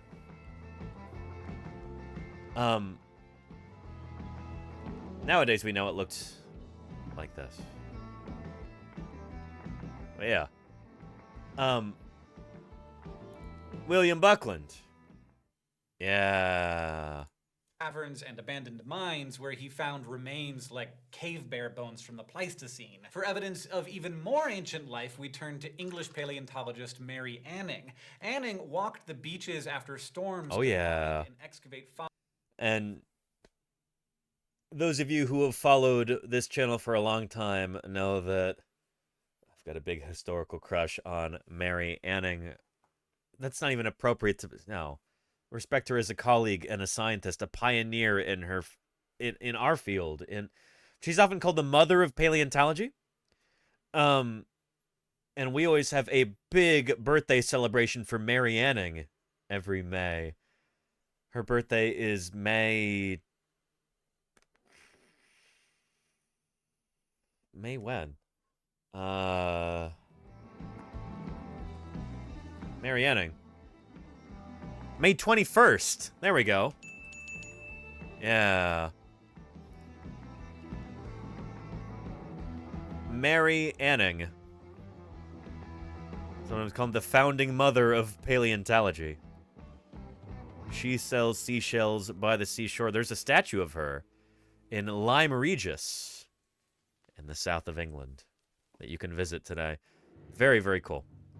Anyway, hero of mine. If there were ever a single person who were universally revered by paleontologists around the world, almost like a patron saint of our discipline, it would be without question Mary Anning. 1,000,000%. You know, at the award ceremony, no contest. The votes are in. All of them went to Mary Anning. It's a done deal. I'd like to thank everyone who lost, you know? Mary Anning. Legendary figure in our field. Incredible person, and I'm really excited to talk about her at length for an entire stream. Have a huge birthday celebration for her on May 21st of this year.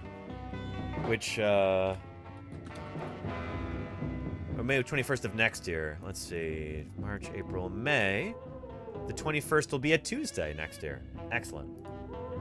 Well, mark your calendars. It's going to be awesome. We're going to have a real rager.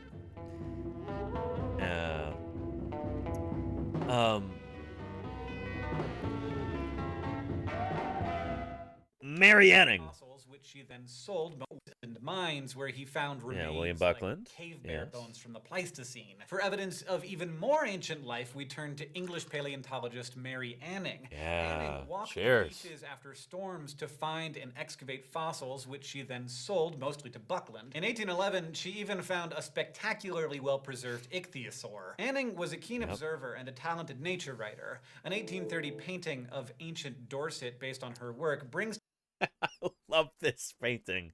Holy cow, there's just so much going on. Everyone's eating everyone else, and it's just like comically long jaws on this ichthyosaur just snapping up this fish. This ichthyosaur is eating this plesiosaur, just biting through its neck. There's a lot of mischief happening. You gotta love old illustrations like this. But this is one of, it's really important. This particular piece is one of the first reconstructions of an ancient environment. Some say this is like the first real piece of paleo art. And it's based on Mary Anning's work. Yeah. Yeah. Talented nature writer. An 1830 painting of ancient Dorset based on her work brings to life an entire Jurassic world, Universal Studios, please don't sue me, filled with marine and flying reptiles. In the vision of Buckland and Anning, the reptilian past was separated from the modern world by the flood, after which humans were created. The new theories about the Earth circa 1800 all required what is perhaps the most important idea of Earth science, deep time, or geological time. And so Charles Lyell helped. The Earth had already been... Charles Lyell helped establish this idea in the first place, deep time, you know? Geological time. This is the notion that before humans, the Earth had already been around for an unimaginably long time.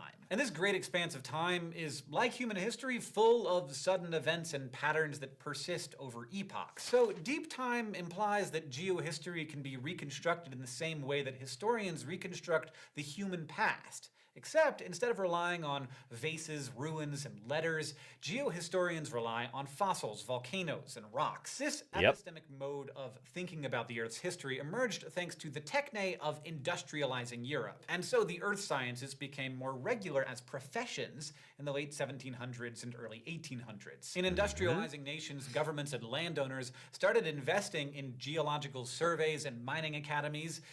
Because this is where the money was. So this, even to this day, is like a big deal in geology. Geology became a money-making science for certain people. You know? Not dinosaur paleontology, unfortunately. We're still very poorly paid. If we get paid at all, shoot. I make more money streaming here on Twitch than I've ever made working for any museum or working on a field crew or anything like that. I don't make very much here. It's enough to like scrape together a living, but it's more than the $10 an hour that I was getting for, you know, I would get paid for 40 hours a week when I was in the field. $10 an hour, even though I'd be working for like at least 80 hours a week. Anyway, so it was effectively $5 an hour, you know? Anyway, yeah. But you can make money as a geologist, like, especially if you're working, well, especially if you sell your soul to, like, a petroleum company or something like that. It's a thing. But yeah, and we haven't looked at that New Find in Australia. No, not yet, Dinosaur Dave. Yeah.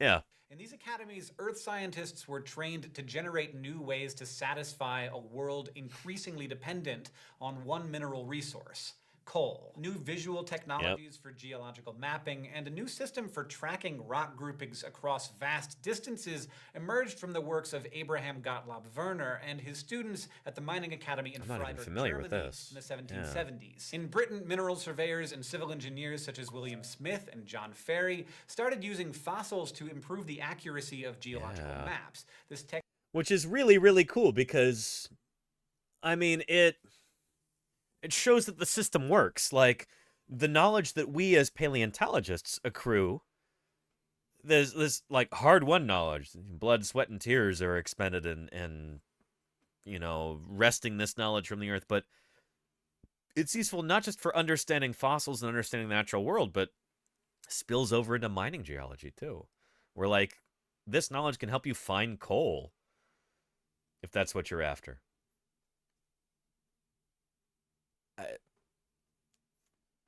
I guess it's just an illustration.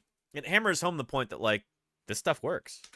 Technique soon became standard practice. Smith was also one of the first people to use a thematic map, a map showing something about the Earth other than its shape to classify different rocks across Britain. And he was one of the first to use fossils to map rock formations for practical ends, like civil engineering and mineral prospecting. His maps were hugely useful to geologists reconstructing the Earth's history. They helped fossil hunters arrange their finds according to rock strata and thus age. Innovations created by Smith and others like him set off a wave of geological exploration around the world, backed by governments and industries, and by the early 1800s, the industrial world was gobbling up coal at an unprecedented pace. Quick note that this episode would not have been possible without the expert advice of Gustav Lester, a PhD candidate in the Department of the History of Science at Harvard University. Thanks, Gustav. Next time, the history of technology is gonna get... Yeah, okay, cool. Yeah. So, Charles Lyell and other pioneers of the early years of geology. Interesting stuff. I thought maybe for fun or for... this might be more of a masochistic practice here, but let's do a YouTube search for Charles Lyell geology. So we already watched this, and we watched... No, we didn't watch that one. But there are a lot of people who really hate Charles Lyell today. We call those people creationists. And it's honestly really kind of funny. Like, it's really aggravating, but it's also really funny at the same time. And I thought we would watch one of these videos real quick. from David Rives, or is it David Rives? Let's say David Rives, Ministries. No, this guy is not a mortician. No, he's not trying to sell you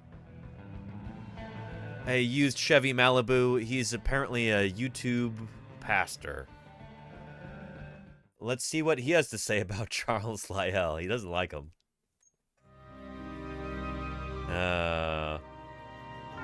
Charles Lyell carries Christians away? Carry Christians away? Is this a command? Shouldn't it be carried Christians? I don't know. Whatever. He's trying to sell something. He is Sparky Pugwash. Oh, yeah. And so, once again, everything's got to have old Chucky D, because this is the thing. There's like one scientist name that all creationists know, and it's old Chucky D. It's Charlie Darwin. Charles Darwin is a very hated figure among creationists. Yeah. Charles Darwin was greatly influenced by a man named Charles Lyell, who, along with James Hutton, was a founder of uniformitarianism and the author of what is known as the geologic column. Again, I think it's really funny that, like, creationists tend to view these scientists as, like, prophets of a false religion or something like that. It's like, well, no, these are just guys who are working on a problem, and, like, they made important contributions, and we've picked up where they left off, and we've continued forward with it. But I don't know. I guess that's kind of a problem of creationism, is that you think of everything as, like, a revealed truth or something. In a letter to an English geologist by the name of George Scrope, Lyell plainly states that his studies, published in the periodical Quarterly Review, would, quote, free the science from Moses. He said that the Christianity of his day had seen the mission brought on them by the Mosaic system, and that if we don't irritate, we shall carry them with us. Oh, boy. It's funny how everything turns into, like, a conspiracy theory, too. It's like, did you hear what he said about this and that? Wow, what a bad guy. There is little doubt that today, just as Lyell predicted, many Christians have been carried right along with the evolutionists who reject the writings of Moses. I mean, this is the... don't get me started. There is no doubt that the theories of evolution are responsible.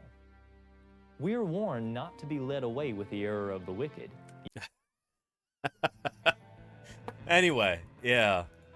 You kind of get the idea. There's so many more of these videos, too. So a lot of them are going to be about... Oh, shoot, there's my friends Lee and Ashley right there. From the Cleveland Museum of Natural History. These are previously watched videos, I guess. Okay. But there is one where it's like, Charles Lyell, the lying liar of evolution. Where was that? I don't think we'll watch it, but a lot of these are also just like audiobook versions of Charles Lyell's Principle of Geology. Because it's like an easy copyright-free thing that you can post to YouTube. Kind of low-hanging fruit there. Yeah. Anyway. It looks like there's some class projects and stuff, too. And then... this guy looks so scared. What's up with him? Why you look so scared, dude? I came across a book written by Charles Lyell in 1840. It doesn't take much to see errors in these theories. Oh. First of all, what are those errors in the theories? Did not have no technology to investigate his imaginary theories, because all these... Of course, yeah. Well, shoot, they didn't have technology back in the 1800s to look at the age of rocks, so Charles Lyell must be completely wrong about these things. I mean, yeah. Anyway. The more you click, the worse your algorithm will get, Dinosaur Dave. I've got, like, 4 different YouTube accounts. I can afford to ruin the algorithm on one of them. But yeah. Yeah. And, oh, that's interesting. Diagonal says the writings of Moses. Modern biblical scholars no longer believe that Moses wrote the books formerly ascribed to him. Even his biblical knowledge is out of date. There you go, Diagonal. If you are ever relying on creationists to get literally anything right, you'll be disappointed again and again and again. Yeah, I mean, when the whole point of what you believe is, you know, to get stuff wrong, it's like, well, you're gonna get stuff wrong. This is how it goes. So anyway, yeah.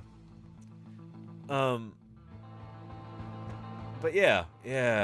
And yeah, I want to make that point too. Casey Snowart and Stapler XX are making some good points here. There are lots and lots and lots of people who have, you know, strong, earnest, good faith religious beliefs. And I'm not here to insult anybody like that. That's not what I'm here to do. If it's that you're... And shoot, the ad just ended. I feel like people didn't catch the beginning of that, maybe, if they're not subscribed. Anyway, my point here is not to disparage any kind of religious belief or anything like that. There are lots and lots of people, including many brilliant scientists, who are devout believers. Let me see if I can find you a clip of this right here. A big influence. Let's go to Ken Miller right here. Let me find that clip. So my problem is not with people having... It's 1,000,000% not with people having religious faith. No, it's with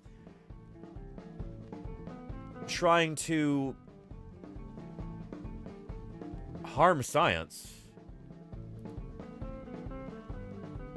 because of a particular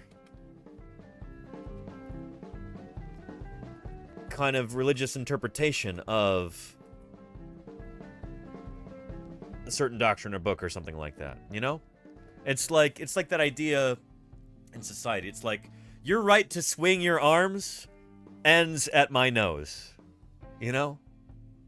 Do your own thing. As long as that's good for you. But just don't let it harm me, and don't let it, you know, don't let it harm other people. We're all part of a society together. We all must coexist, get along with one another. So let's do that. Here, check this out. Of the fact that I'm about humanity.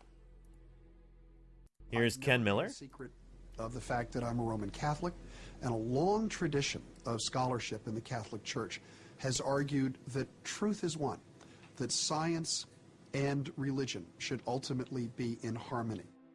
But that doesn't make faith a scientific proposition. Yeah.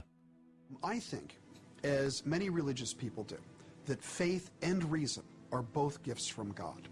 And if God is real, then faith and reason should complement each other rather than being in conflict.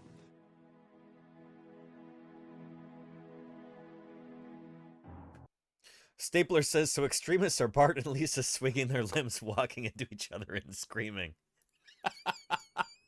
Stapler, I mean, I guess so. Yeah.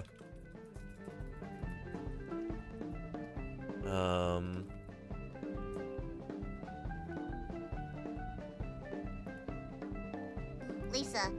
Yeah.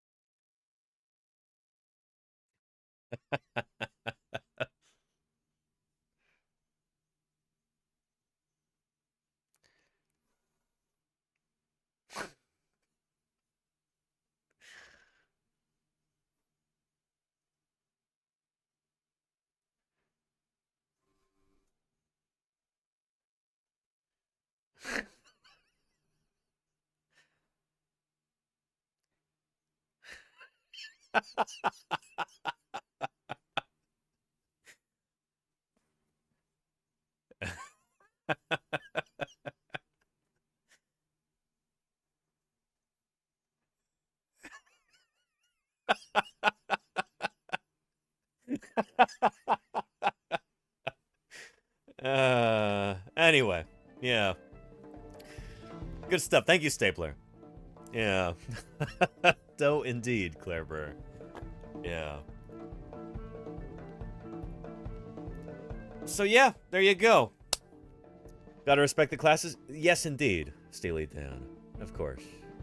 Like, that's some solid, American literature right there.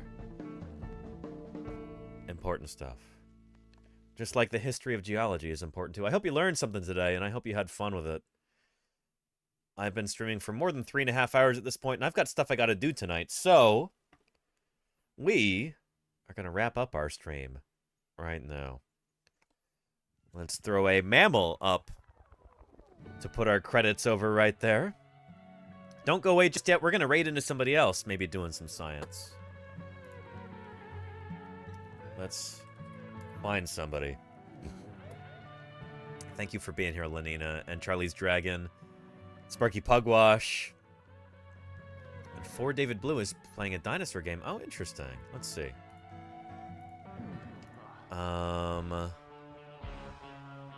Let's see. Really spectacular. Spared no expense. An anonymous user gifted a You know what? It's... And thank you, Anonymous Gifter, for gifting Nightbot. I appreciate that, Anonymous Gifter. You were as generous as you are mysterious. We're going to go right into, I think, Carl Sagan 4-2. It's been a long time. He's playing a video game right now, but he likes science. And I think he's actually a... Wasn't he like a PhD student in molecular biology or something like that? Well, let's maybe go find out. Let's go right into Carl Sagan 4-2. Playing Hollow Knight. I've seen Ios play that game. I know this one. Anyway, everybody, thank you for another wonderful stream. Thank you to everybody whose names are showing up there in the credits, from those raiders to the followers, the gifters, the subscribers, the cheerers, the Ko-Fi contributors, and the moderators. Thank you, mods, as always. And thank you, lurkers, too. Some love for the lurkers. You know, every view counts, and I appreciate it. So thank you, lurkers. We are going to go see what Carl Sagan 4-2 is up to. And I will catch you tomorrow. Tomorrow we're going to be talking about Stegosaurus. Because tomorrow is the, I don't know what anniversary of Stegosaurus, but it's the anniversary of the description of Stegosaurus by Othniel Charles Marsh, I think back in the 1870s. So we'll talk about Stegosaurus tomorrow, and it's going to be a lot of fun. Till then, everybody, you take care of yourselves. I'll catch you next time. All right. Bye-bye.